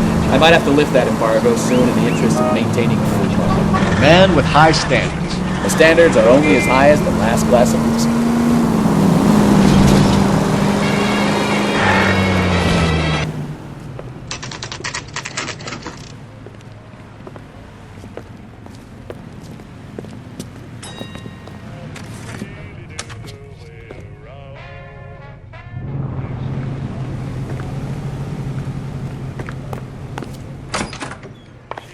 And what can I do for you, gentlemen?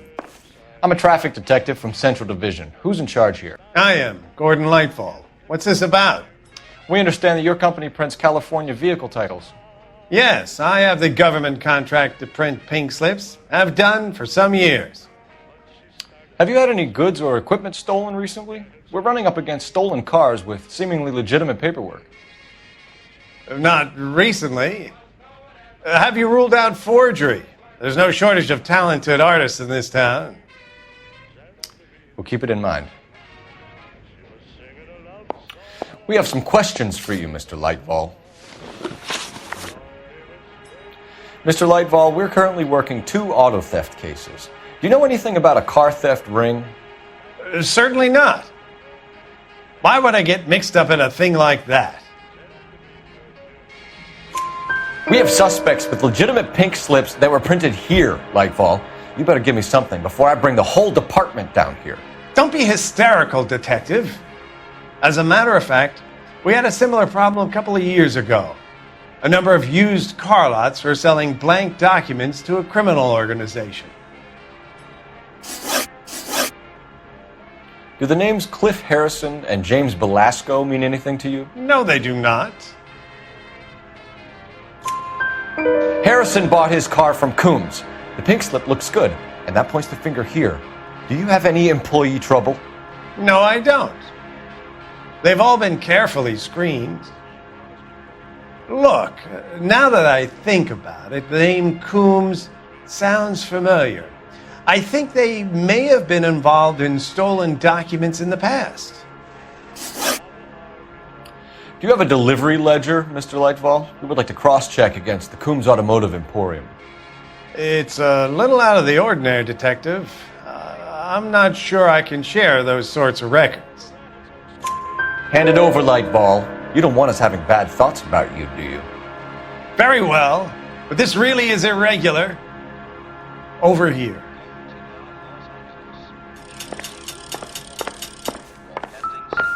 Well, I trust you've got all that you need. Look for patterns, recurring names, unusual addresses, anything out of the ordinary.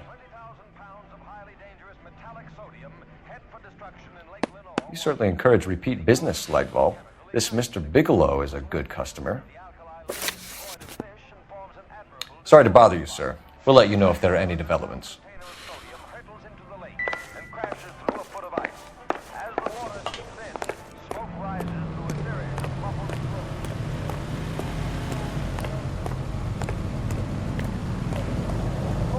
You're behind the wheel.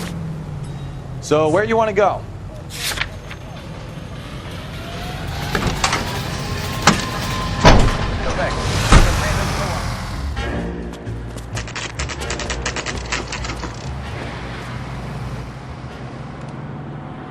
We should call for a couple of black and whites. Get Fleischer down here. I thought you Marines were gung-ho, Cole. You have a 45, don't you ever want to use it? I'll take the back. Just give me a few seconds to get around there.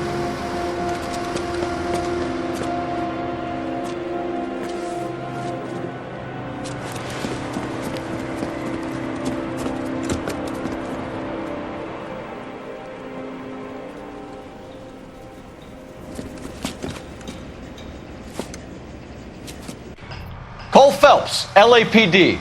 All of you are coming downtown with me. You think so, huh? Look sharp, it's the cop!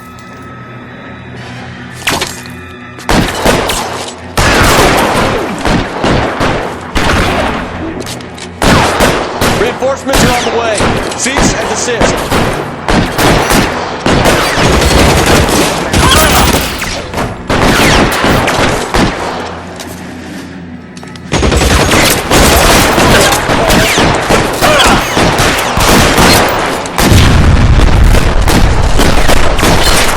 Here. How long do you think you can hold out?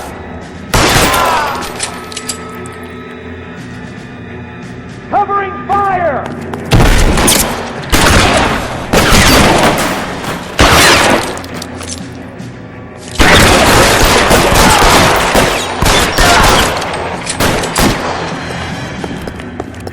Let's clear the top floor. I don't want to get drilled in the back on the way out.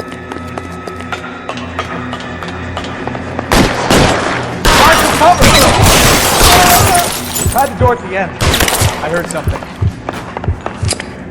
All right, don't shoot! Keep your hands up. Watch him, Bukowski. He doesn't move until I've tossed this place.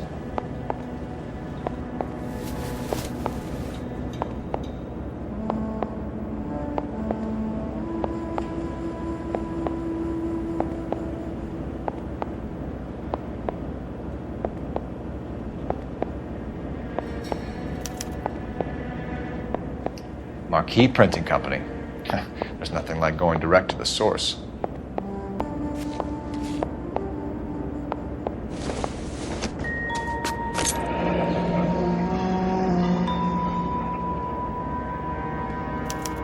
A betting slip.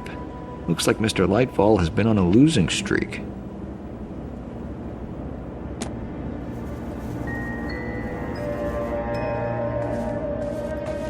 You'll get nothing from me.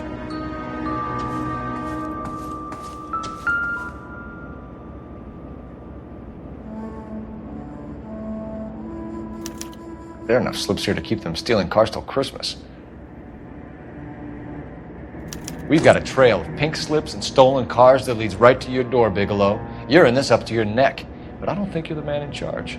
Make it easier on yourself. Give him up. I do work on cars for customers. You charge in here shooting up the place like it's the Ballad of Bulge. I can't give you anything. We know about marquee printing. You can make this easier on yourself by giving us your man on the inside. I sometimes repair cars and put them back on the road. I need a pink slip to resell them. There's no problem there. There are at least 4 dead men in this warehouse. A couple more. Punks won't make for that much extra paperwork. We'd be doing the legal system a favor. Okay, tough guy, I get the message. Lightfall, the guy who runs Marquee. He's the big shot. He likes to spend big at the track. He owes people. Lightfall, the guy with no luck at the track. Tell me about him. It's one of the guys lying over there. You're right. He has no luck. That's the best lie you can come up with, Bigelow? Hey, would I lie to you, detective? I'm not exactly in a good position here now, am I?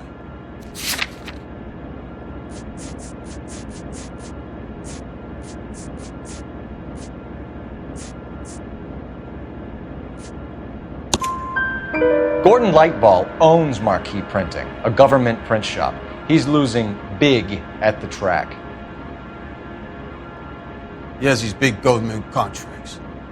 He's in hock over 20 grand. If the feds find out, contracts will be all over. Lightfall plays ball. All right, Bigelow.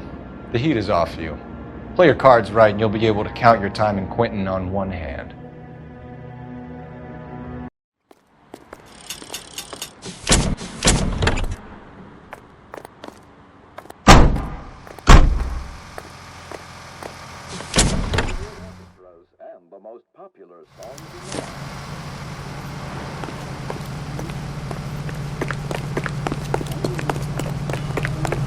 I swear, this town is going straight to hell. You can drive. All right. Where to?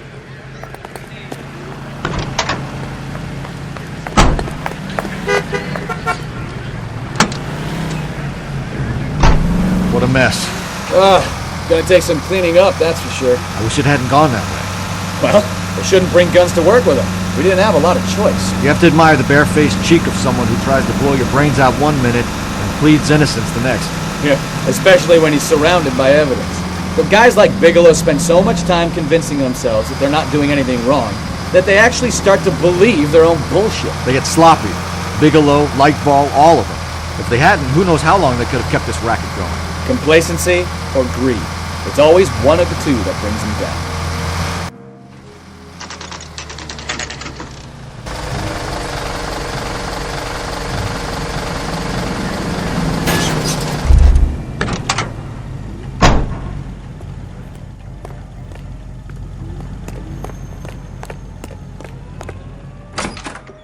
You're under arrest. You again? This harassment is starting to wear thin. We found a box of pink slips in a warehouse full of hot cars. You signed for them, Lightball. I signed for all the orders and deliveries.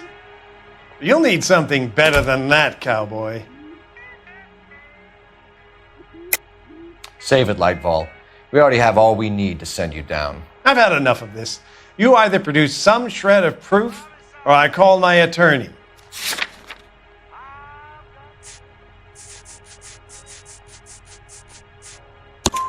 You're in the hole with the organization. We know about the debts, Lightball. I agree, I have a small problem. I'm prepared to help you in any way I can, Detective. I'll name names. I need you to keep this out of the paper. You need to shut up now, Lightball. Gordon Lightball, I'm charging you with conspiracy and fraud. Hands behind your back. The LAPD Central Traffic Division has today smashed a nationwide auto theft ring, writes crime correspondent, blah, blah, blah.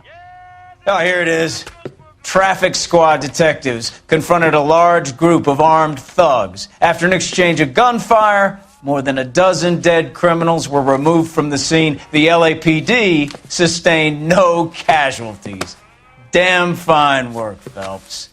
Now get out there and nail some more bad guys, will you? I want to finish reading this.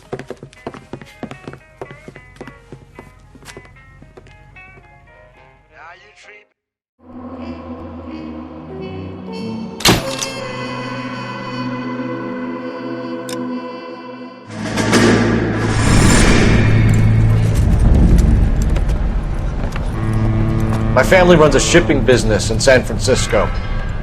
We used to have 2 ships a week to Tokyo. We've been in shipping for 2 generations, Hank. I've never been on a voyage anywhere. I feel like Odysseus in the beginning of his journey. The Odyssey took 10 years, Cole. This is the American century. America can rule the world after we win this war. We need to stay alive, Cole. These men are counting on us. Have you heard what the veterans are saying to each other? No. Golden Gate and 48. That's 4 more hard years of fighting.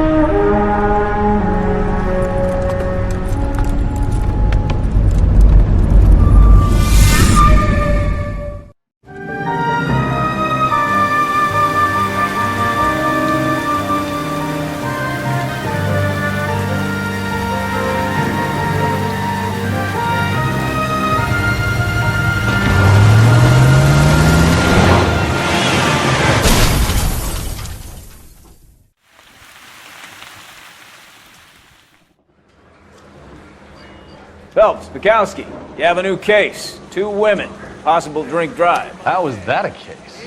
The broad says she was doped and that somebody tried to kill her. Where did this take place? That's the bit you're gonna love. Right across the street. What?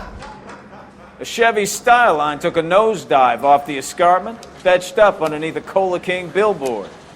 Up to it, boys. We got bad guys to catch. Goddamn captain's making me resubmit the paperwork. Yeah, the bum took a swipe at See you later, fellas. Put him down with my sack. Try not to work too hard. Look at you, bantering with the girl. Brings a tear to my eye watching my caterpillar grow wings. I'm just trying to fit in. Educated, hardworking, straight as an arrow. I would break for your call, but you'll never fit in.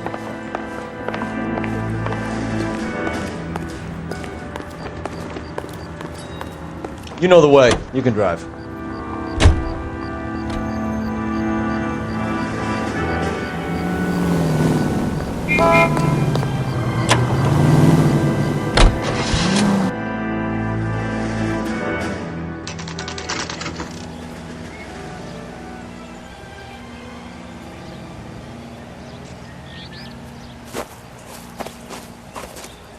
Her face looks familiar.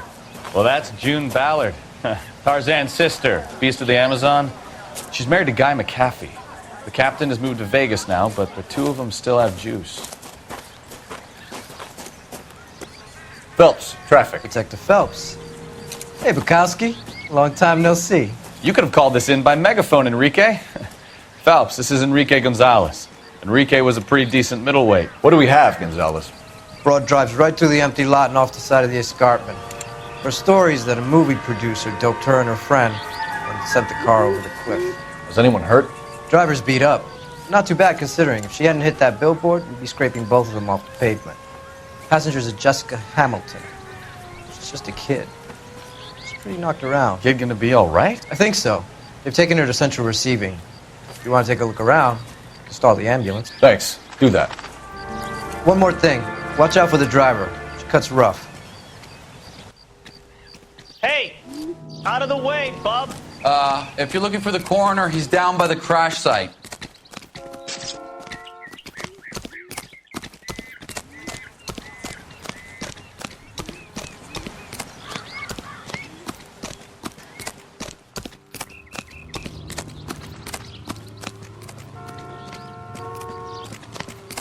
You'll want to see this, Phelps. There, laid out on the trunk. And that isn't even the best part.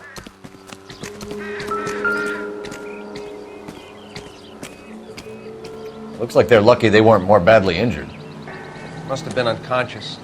Being relaxed tends to lessen the soft tissue damage.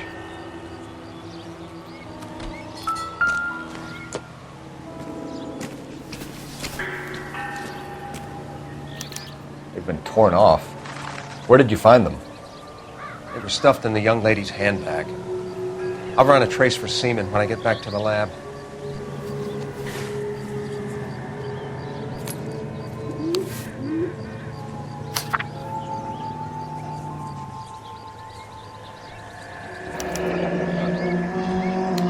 She's a long way from home.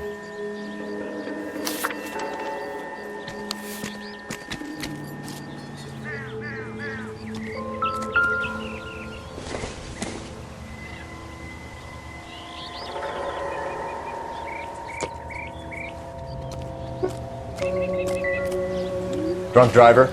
Maybe not. How so? Well, a head I found without a body piqued my interest. See what you think. Alas, poor Yorick, I knew him, Horatio. Is it real? No. I think it's supposed to be a replica of an Indian shrunken head. It's some kind of curio or movie prop. See the casting marks? What's it made from? Plaster of Paris would be my first guess, then painted. So we can rule out the murder angle? No, you can rule that in. That thing was wedging the accelerator to the floor. Whoever did it wanted these women dead. How does someone manage to tip their ride straight off a cliff? If the driver's in a fit state, we should ask.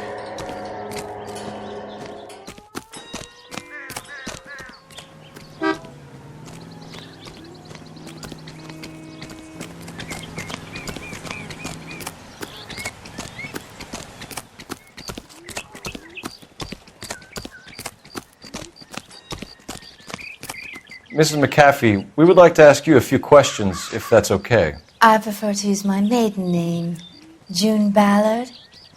You might be familiar with some of my work. Can you tell us what happened here? You're kind of cute for a cop.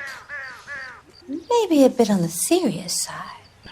What about me, June? I'm a big fan of Beast You? of... I don't like. Keep out of this.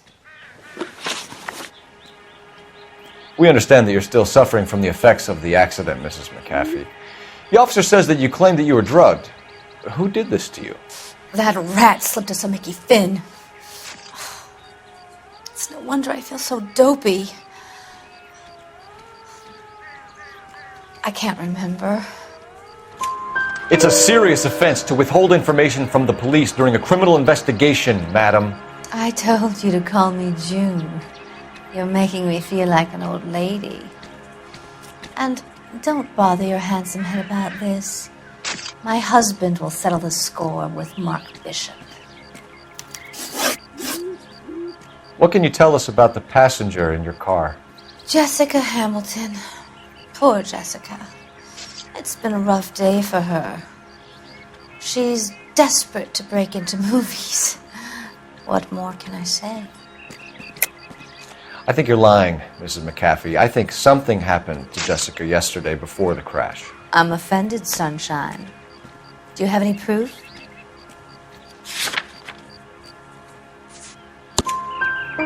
Miss Hamilton's underwear were physically torn from her body.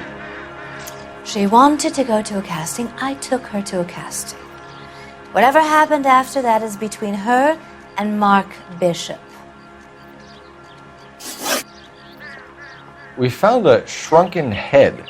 It was used to tamper with your car. You see, I normally don't drive off cliffs. The last thing I remember is getting behind the wheel. It's obviously some kind of movie prop. You must know where it came from. In case you hadn't noticed, I am the talent. And the talent doesn't deal with props or sets or any of that kind of stuff. Why don't you ask Mark Bishop which prop house he uses? You mentioned a Mark Bishop. You think he might have had something to do with this? He is a movie producer. As for his involvement, you just leave it to me and my husband to worry about. I want to know what happened between you two that made him want to commit a double murder. Bishop offered me a part in his picture. Then he withdrew it. Fact is, we had a deal. I pressed him on it, and this is where I end up. Mrs. McAfee, I think it would be in everyone's best interest if you accompanied Patrolman Gonzalez back to the receiving hospital. I'm going to be okay. These guys can take me home after. My lawyer and I have talked to the news house. Mrs. McAfee, you are still under the influence of narcotics, and you're likely to go into shock once the drugs wear off. And I thought you were a heel. It's nice of you to be concerned. I think we're good here. Let's go see what we can shake out of the kid. I'm trying to imagine you with a personality. I knew it wasn't safe around here anymore. You drive. I need to go over the case notes. Where are we going? KGPL to car 11K, 11 King. The car crash victim has regained consciousness at Central Receiving Hospital.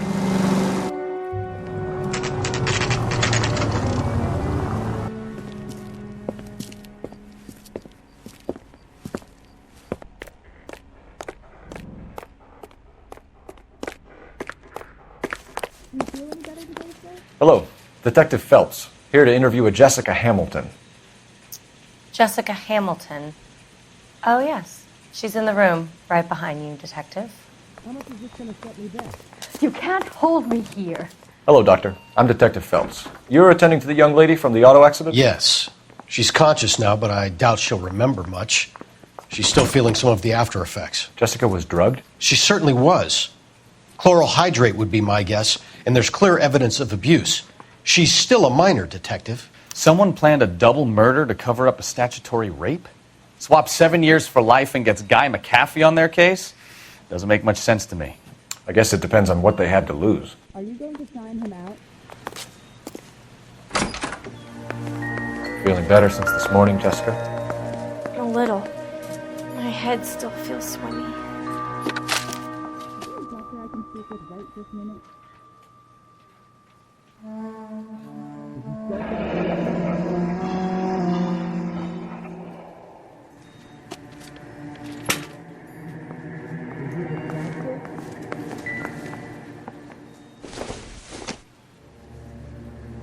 This doesn't pertain to the case.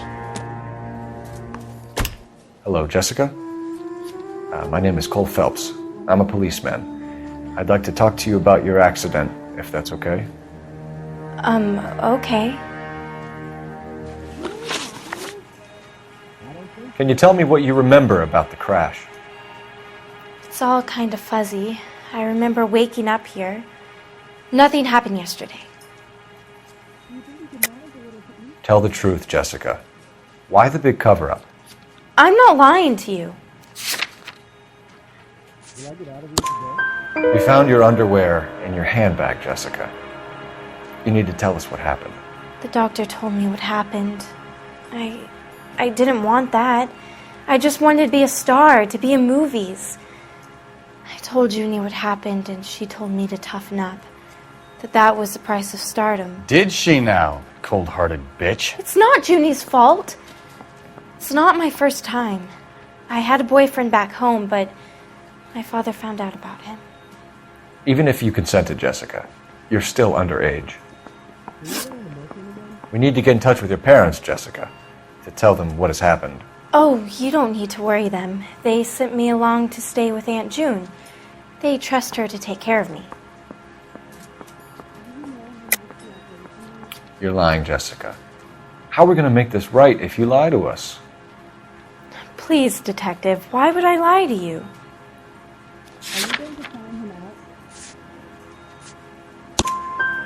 Because you're a runaway, Jessica, and you don't have your parents' permission to be here. Now, do you want to tell me what really happened? I went with Junie to this strange place. It's difficult to remember. Someone gave me a drink to calm my nerves, and then I felt faint. I think I must have passed out. How did you meet Mr. Bishop? Well, Junie is a big movie star. You probably know that. She's doing a new movie. What's the story with Bishop and Mrs. McAfee? Why does he want the two of you dead? That can't be true. Mr. Bishop seemed very happy today. I mean, yesterday. And that's why he wedged a shrunken head against the accelerator pedal and punted the two of you over an escarpment? I overheard Junie speaking to him on the phone a couple of times. Screaming, really. She can be very hard sometimes, Junie. But they seemed okay yesterday, like they worked it out. I know what happened to you, Jessica. Where exactly did it take place? Please, it's scary. It's really difficult to think of anything. Jessica, I really need you to help me here. I remember the mermaid. Was the mermaid in the movie too? No, it was on the front of a building. We pulled up in front of the mermaid. Thank you, Jessica. You've been a big help. Here's my card. If you think of anything or you need some help, just get in touch, okay? Okay. I think it might be a good idea if you went back home till you felt better, Jessica. I couldn't do that, officer. What if I got the part and I wasn't there? It's the tale of this town, Cole. Lambs that go willingly to slaughter. Who the hell is that? Must be her lawyer. He certainly expedited her release. I don't like it, Cole. Why is she in such a hurry? We should follow her.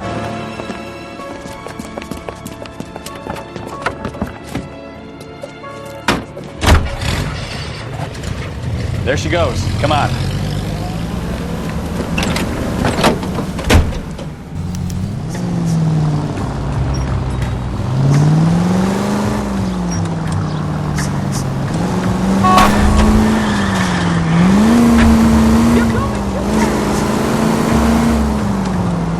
Ballard is definitely up to something.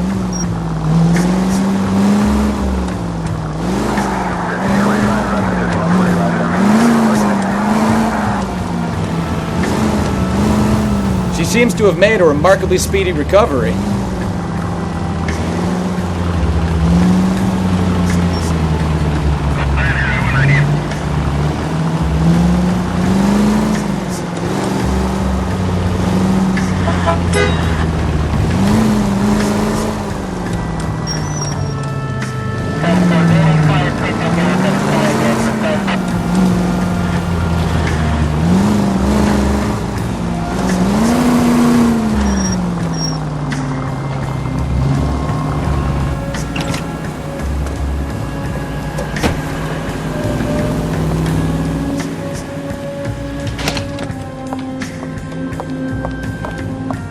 Get in there and see what she's up to.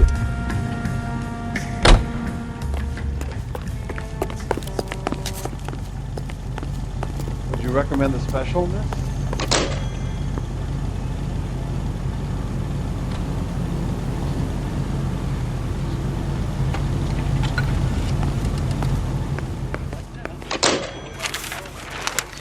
Baby?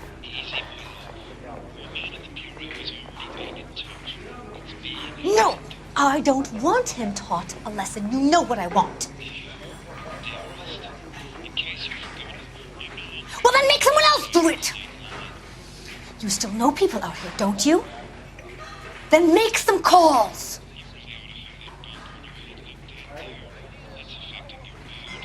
I'm gonna be very clear about this. You get this done, or I'm... Wilson's Hotel. Mr. Mark Bishop, that son of a bitch, lives in apartment 803. Sure, I got the film.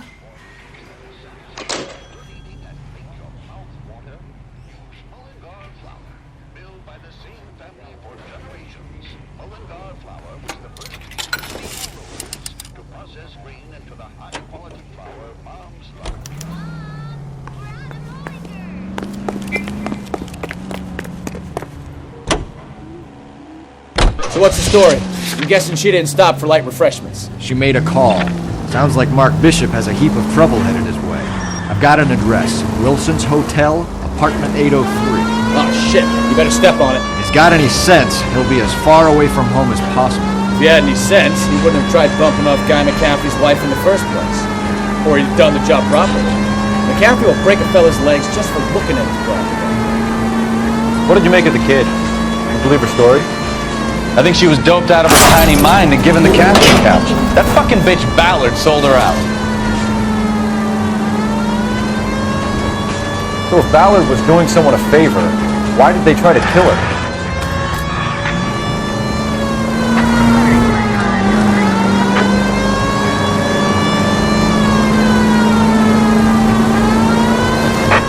All units in the vicinity in car 11K, 11 King, a 415 in progress at apartment 803, Wilson's Apartment Hotel, 1220 West 7th Street, Westlake Park. 11K code 3, all other units code 2. KGPL clear. Gun it! Let's get to the apartment before someone gets hurt.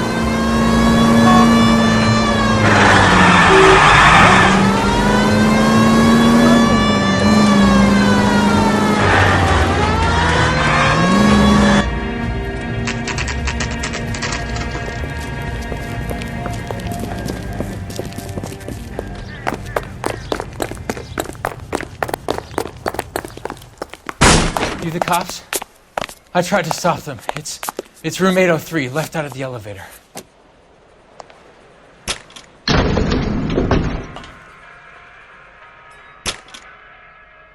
Sounds like we're about to make it a hat trick of hysterical female witnesses.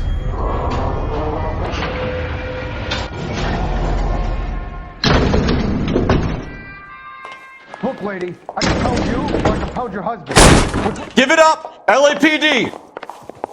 I'm about to break your goddamn jaw. Alright, if you really want to dance. You shouldn't have tangled with me, friend.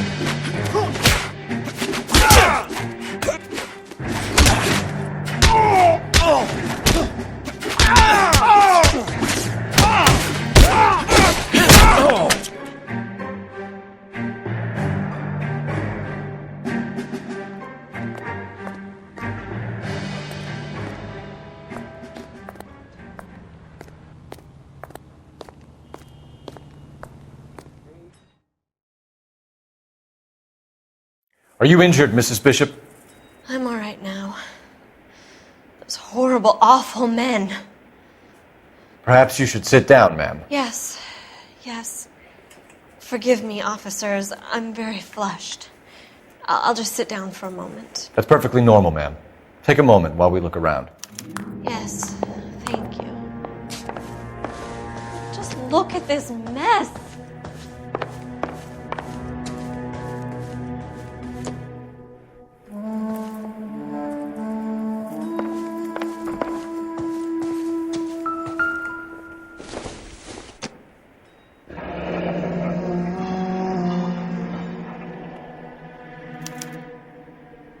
What do you have to do to earn $20,000?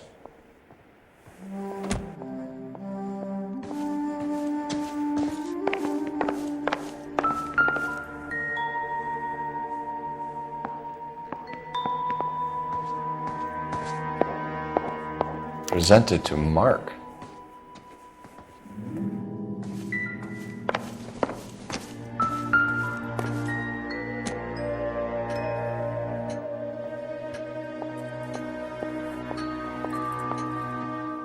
Great Wall of Babylon, a replica of a replica.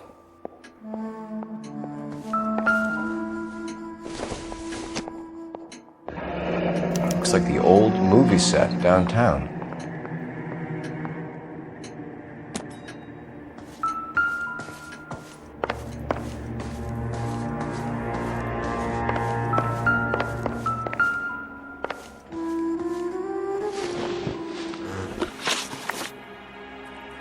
Those men, I think they work for Guy McAfee. Do you know the name?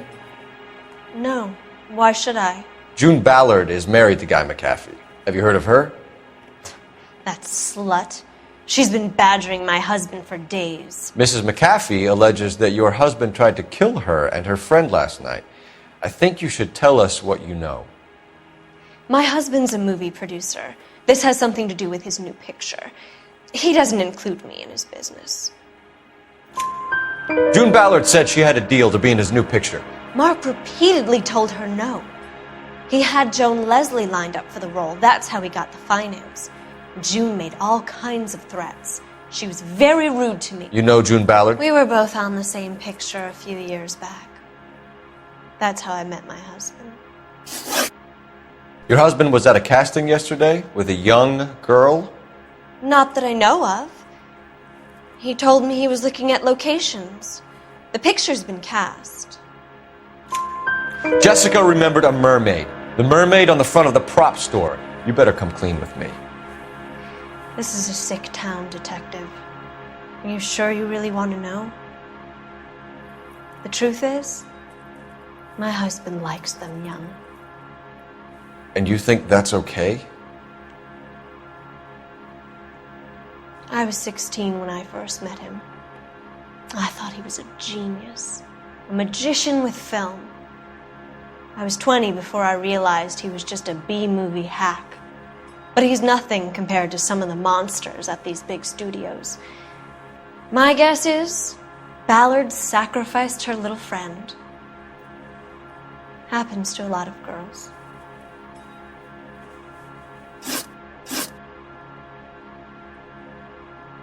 Why is your husband paying Lorna Hopgood $20,000? Lorna? Marlon's ex-wife? Are you sure? You're lying, Mrs. Bishop. It's some kind of payoff. You know exactly what the money is for and who it's getting paid to. Do I? Would you like to prove that, Detective?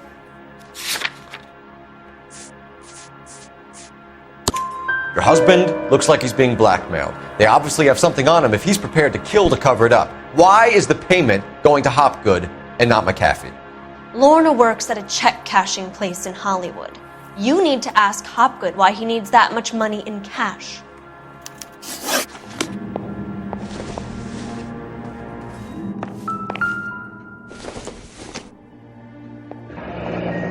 Looks like we found our mermaid. Who are these men in the picture? My husband, Mark, and Marlon Hopgood. They work together on occasion. That's Hopgood's shop.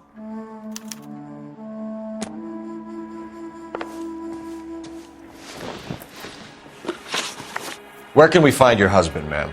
He told me he would be on set. That's all I know. Either we find him or McAfee's people do, Mrs. Bishop. If you care for him, you should make sure that we find him first. I do care for him, but I don't really know where he'd go if he were in trouble. Hopgood might know. Your husband is in trouble. It could go easier for him if you were more helpful, Mrs. Bishop.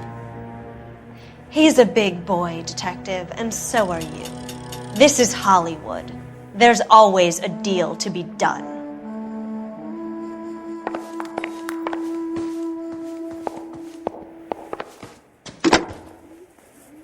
Operator, message for KGPL. Putting you through now. Phelps, 1247. How could I help, Detective? I need a location on a silver screen prop store. Just a moment. Silver Screen Props, corner 3rd and Figueroa. Thanks for your help.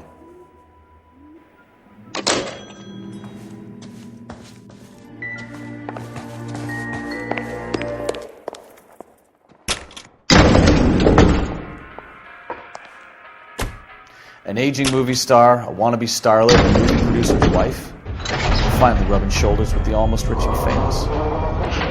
And from the stories they've given us, clearly none of them can act.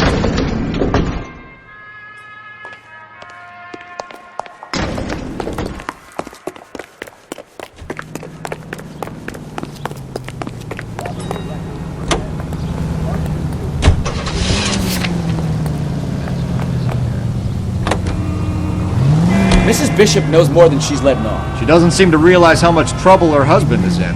The LAPD are the least of their worries right now. You'd think she'd have gotten the hint after those hatchet men redecorated her apartment. Maybe she's just loyal. Or she's in on it. She didn't seem like your average giddy broad with nothing between the ears. Or she might just be trying to buy enough time for Bishop to put a couple of oceans between him and the cat.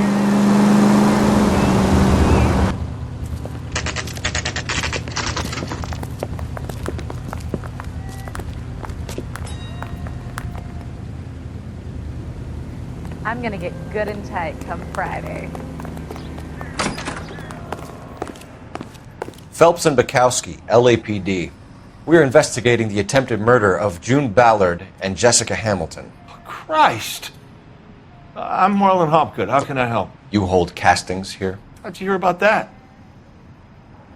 I got a little soundstage out back. Lead the way.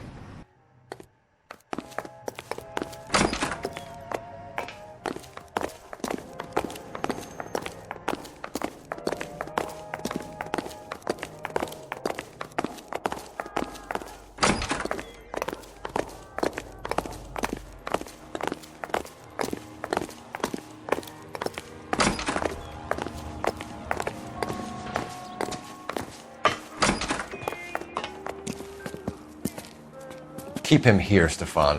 I'm going to take a look around. What's this got to do with me? Don't try my patience, knucklehead.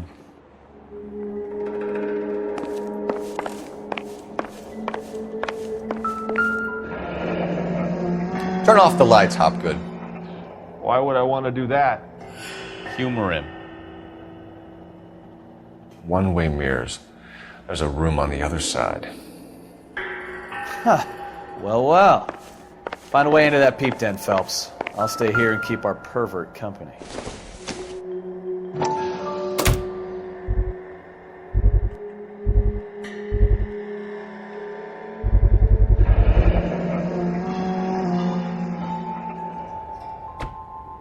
Doping a 15-year-old kid and abusing her in a screen test. What is wrong with these people?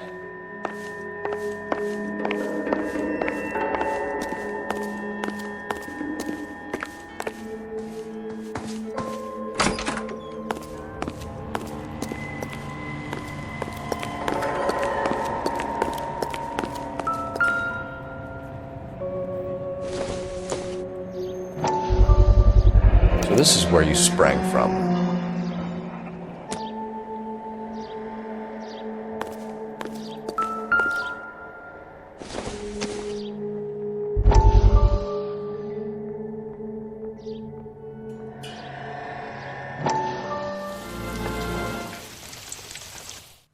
Listen, I have to call you back. I got some business here. Sit down, Courtney. This is Mickey. Mickey, this is Courtney Sheldon. What would you like to drink? Scotch. Straight up. I hear you're back at school learning to be a doctor, kid. Yes. That's right, Mr. Cohen. So you want to be a doctor and a dope peddler. Interesting combination, huh? Do we have a problem, Mr. Cohen? We might have, yeah. Selling your dope to my boy Lenny looked like a good move, but Lenny has been supplying, wholesale, so to speak. The Bindle boys in this town aren't used to the juice without a little of the middleman taking his cut. Lenny promised that wouldn't happen, Mr. Cullen. And Lenny works for you. What can I say about Lenny? Let me think. Oh yeah, he's a putz. And he's lazy, and he's greedy, but he's my wife's brother. And how can you make a cake with those ingredients, huh? So how is that my problem, Mr. Cullen? Well, kid, the only way we're going to be able to make this work is to do some repackaging. We need to get the dope out of those dinky little cardboard boxes and... Surrettes.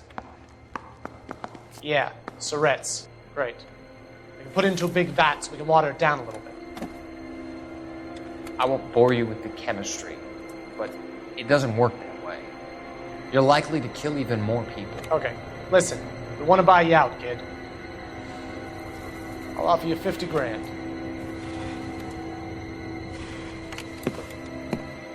Hey! Hey! You don't like my offer?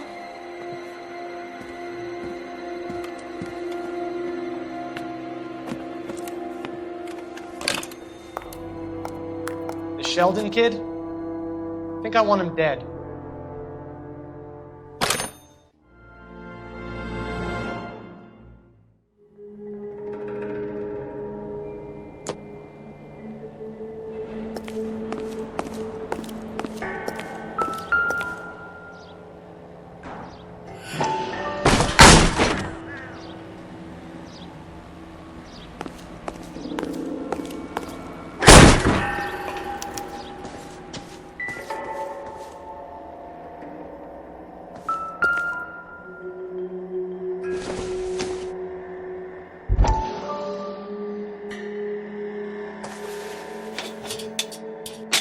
So what happened to the film of Hamilton's screen test?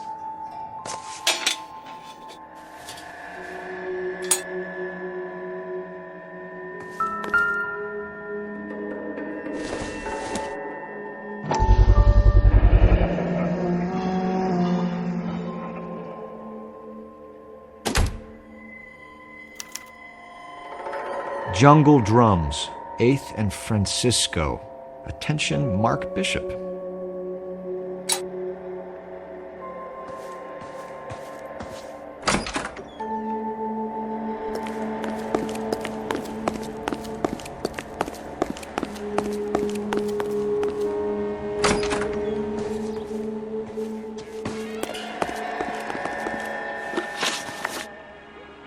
You ever do any work for Mark Bishop?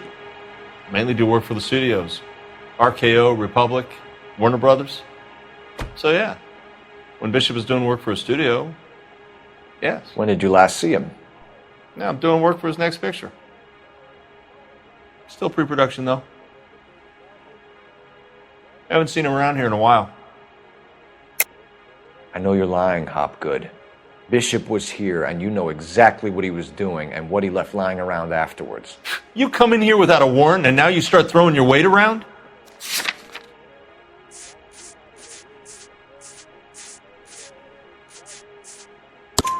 A 15-year-old girl told me how she was drugged and molested at a casting house. I found the chloral hydrate in your drinks cabinet. You give me something or I will break your fucking jaw, Hopgood. Bishop was here with June Ballard and the girl. A lot of producers and directors use this place. I'm not responsible for what goes on here. McAfee's men are looking for Bishop. We need to find him first. Any idea where he might have gone to ground? If he really tried to kill McAfee's wife, my advice to him would be to leave town. You're delivering props to Jungle Drums on 8th Street? Bishop is using that old rundown wreck of a set. That place is dangerous. But it might be a good spot to hide. What's the deal with you and June Ballard? Look, buddy, I make props. I hardly ever meet the talent unless it's something tailor-made for them, like a sword or something. You and Ballard are blackmailing Bishop. That's why he cracked. You got nothing on me. My hands are clean on this.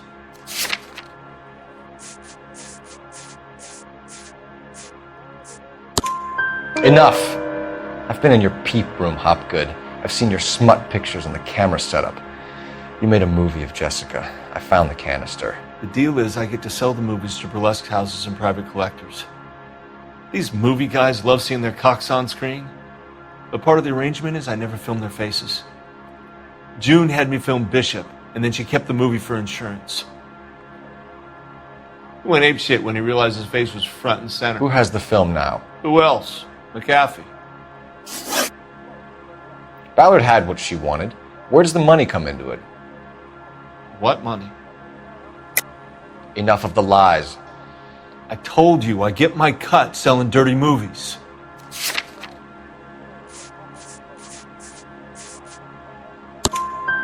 Your ex was getting 20 large from Bishop. If I wanted to skim 20 from Bishop, we'd do it through the movie budget. June said she'd sell him the film once the movie had wrapped, but Guy wanted cash. He's in a cash-only business. You think I had a choice in this? That's all for now, Hopgood. We're taking you in. Phelps!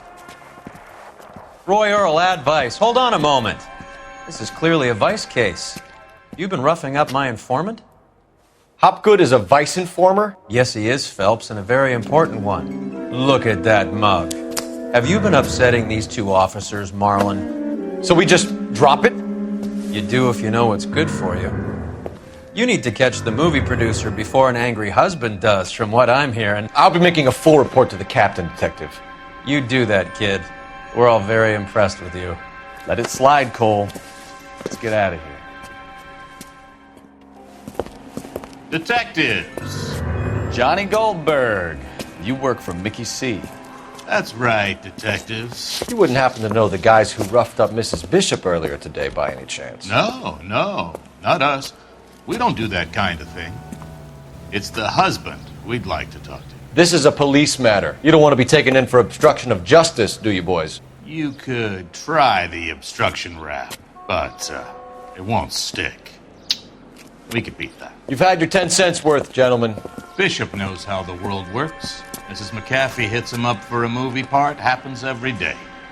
But Bishop takes it a step too far and tries to rub out Mrs. McAfee. Naturally, Guy is going to get upset. What made you think Bishop would be here? We figure he might be planning a little accident for Hopgood, too. Those two guys have got some unfinished business. You let us know if you find Bishop. Guy McAfee can be a very generous man. I'm only going to warn you once, gentlemen. Stay out of this. This is a police matter. We will be bringing Mark Bishop into custody. At least he's polite. Kind of dumb, but polite. But I'm a lot less polite, you smug son of a bitch. So let me put it in ruder terms that even a pair of blockheads like you might understand. The only reason that you don't have bars on your windows already is because you're small fry. And we don't waste our time on small fry. You stay away from Bishop, and you stay away from me. Is that clear enough for you, asshole? Now run along back to your boss so we can pat you on the head and tell you what good boys you are.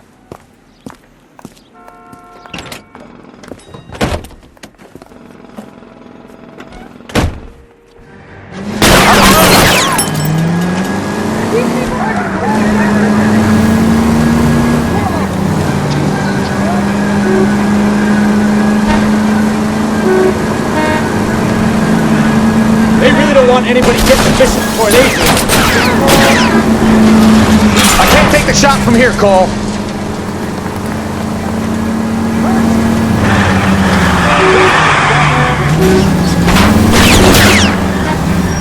Keep it steady. I'll try and bust his tires. Need to lose those fools, Phelps. I'm a little exposed here, Phelps.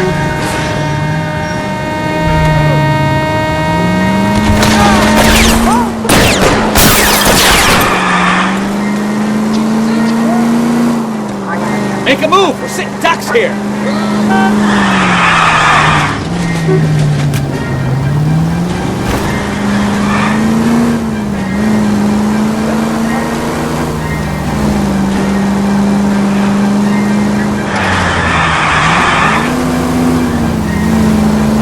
Either give me a good shot or get us the hell out of here!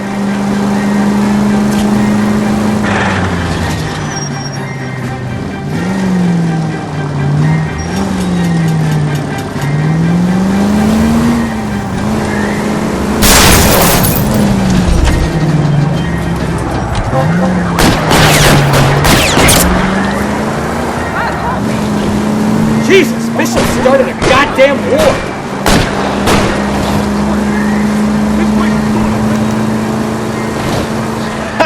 Let's see him chase us now. On to the movie set, Phelps. Let's roll. Oh, Christ. And they say working traffic is like watching paint dry. You know how to piss people off, Bukowski. Hey, if they're prepared to gun down cops in broad daylight, McCaffrey really means business. Seems like we're the only ones who want Bishop alive. I have a good mind just to let him go work on the son of a bitch. I'm about done putting my life on the line to protect some child molester. That's our job, unfortunately. They don't get to dole out the justice.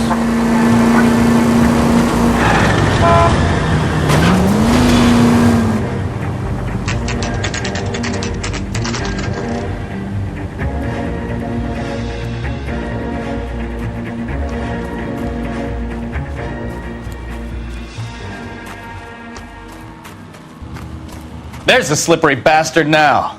No. God damn it! Mark Bishop, stop! LAPD! Get him, Phelps. I'll cover the exit. 11K calling KGPL, requesting assistance at 8 in Francisco. The abandoned. We're trying to help you, Bishop. My partner is pursuing suspect This is all a big on foot. mistake. Code 3, KGPL.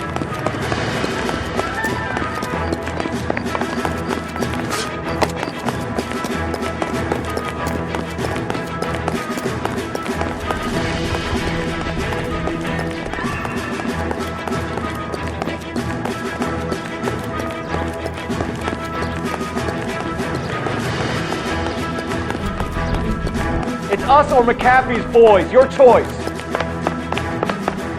I didn't do anything!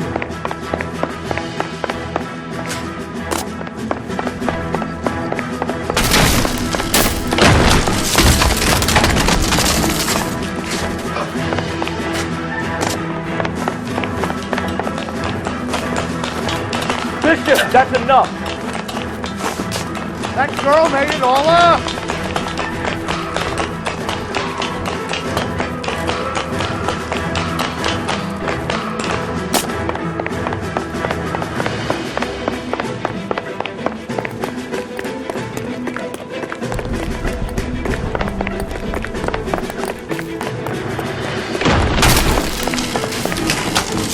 Don't make this any harder on yourself, Bishop. It's June Ballard! What the hell?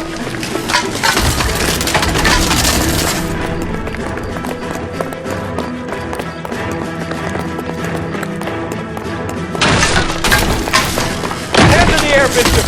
Move another inch and you're dead. Mark Bishop, you're under arrest for the attempted murder of June Ballard and the rape and attempted murder of Jessica Hamilton. All right, I'll come quietly. Just don't kill me. If you found me, then McAfee's goons will too. Oh, we need to get out of here. All right, but you stay close. Any tricks, and I'll save McAfee's boys the trouble. Follow me. I know another way out of this place.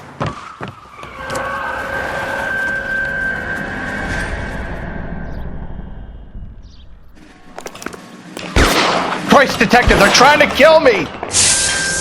Last chance to back the hell down.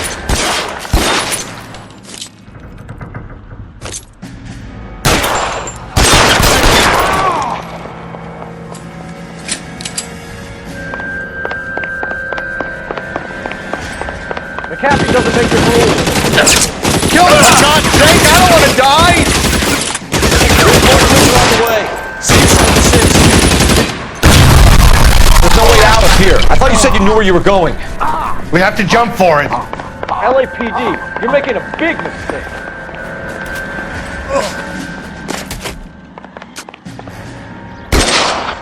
Kill a cop. Come on, it's this way.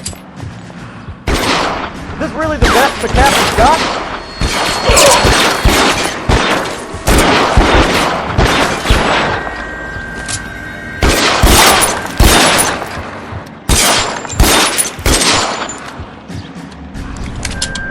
They're everywhere.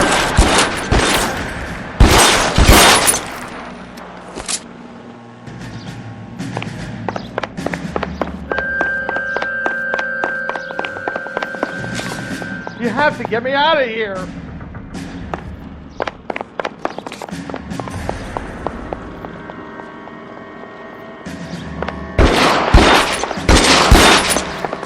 hands on the ground,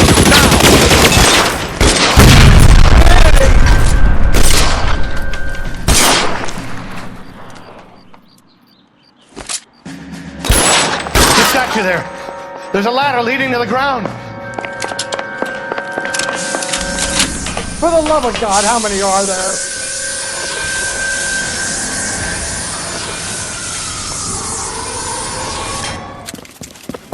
Get him over here, I'll cover you! Come on, the cavalry's here!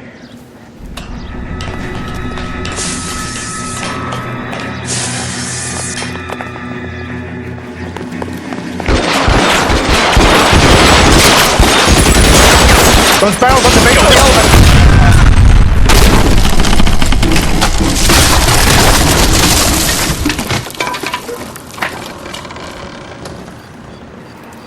Follow me. McAfee I need doesn't to get make him the to the rules. car. You hear me? Put your weapons down and your hands in the air. LSPD, you're making a big mistake.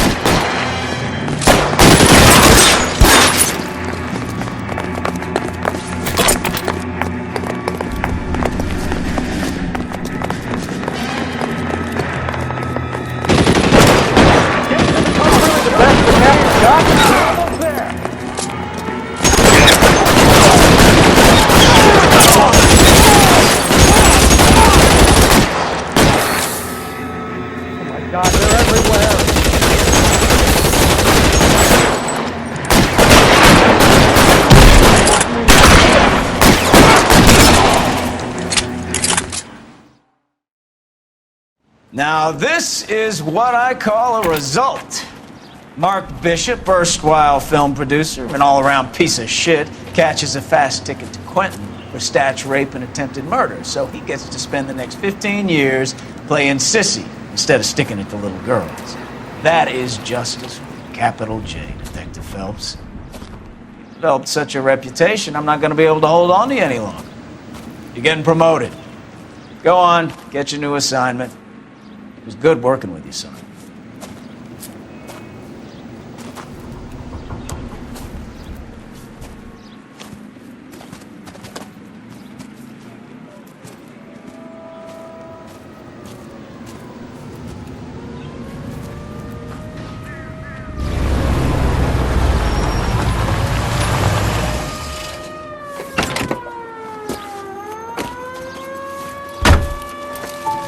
Phelps, Bukowski, this your work? Can I help you, Detective? Sorry, Cap. Didn't see you there. Yeah, I'll bet you did. This is a traffic case. You need something? I'm here to buy a drink for the 2 LAPD traffic cops who broke the back of Guy McAfee's private army. You don't have a problem with that, do you, Captain? Go right ahead. Get in. I'm buying.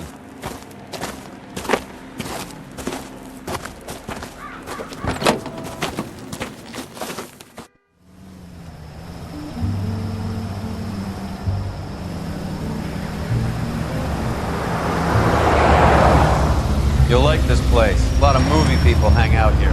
You like jazz, Cole? The hopheads love it. Sure, I guess. Big bands and swing I can understand, but this bebop palaver? How are you supposed to dance to that?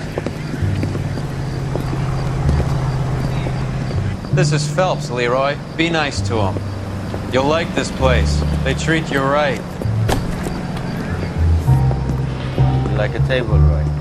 What do you think we want to do? Stand at the bar like I'll chumps? get a table ready for you. Don't look so happy to see me, Alphonse. I might get the wrong impression. Cole, this is Alphonse. He's a French Negro from Africa. Can you beat that? The Congo. A pleasure to meet you, Alphonse. Is Elsa singing tonight? Yes, she is. She has the next set. Come on, Cole. You can meet Elsa while they're fixing us a table. You'll like her. She's something else. Maybe another night, Roy. She's pretty beat up about it. Get your hands off me. Don't ever tell me what to do or what not to do, Alphonse. You got a nice club here. Don't spoil it. If you will follow me, detectives. Just through the door.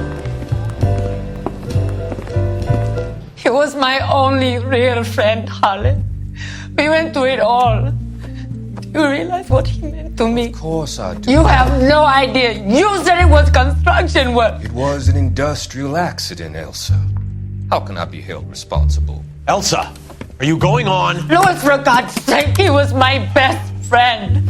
The only man who ever loved me without putting his hands on me. Hi, Elsa. Here's someone I'd like you to meet. Cole Phelps, war hero and crime fighter extraordinaire. And why would I want to meet another fascist from the LAPD? Sorry about this, Cole. What an evening I'm having. First a Negro puts his hands on me, and then this. Who do you think you're talking to, you German junkie whore? Don't you ever forget your place with me again. Do you hear me? Evening, Doc. How's business? Sanguine. Louis, help me here. I'm gonna have to give her something before her performance. Blow it off, Cole. These artsy-fartsy types always get a little flighty. Meet Dr. Harlan Fontaine, doctor to the stars. Mr. Fix-It to the mental wreckage of Hollywood. So what about that drink, boys?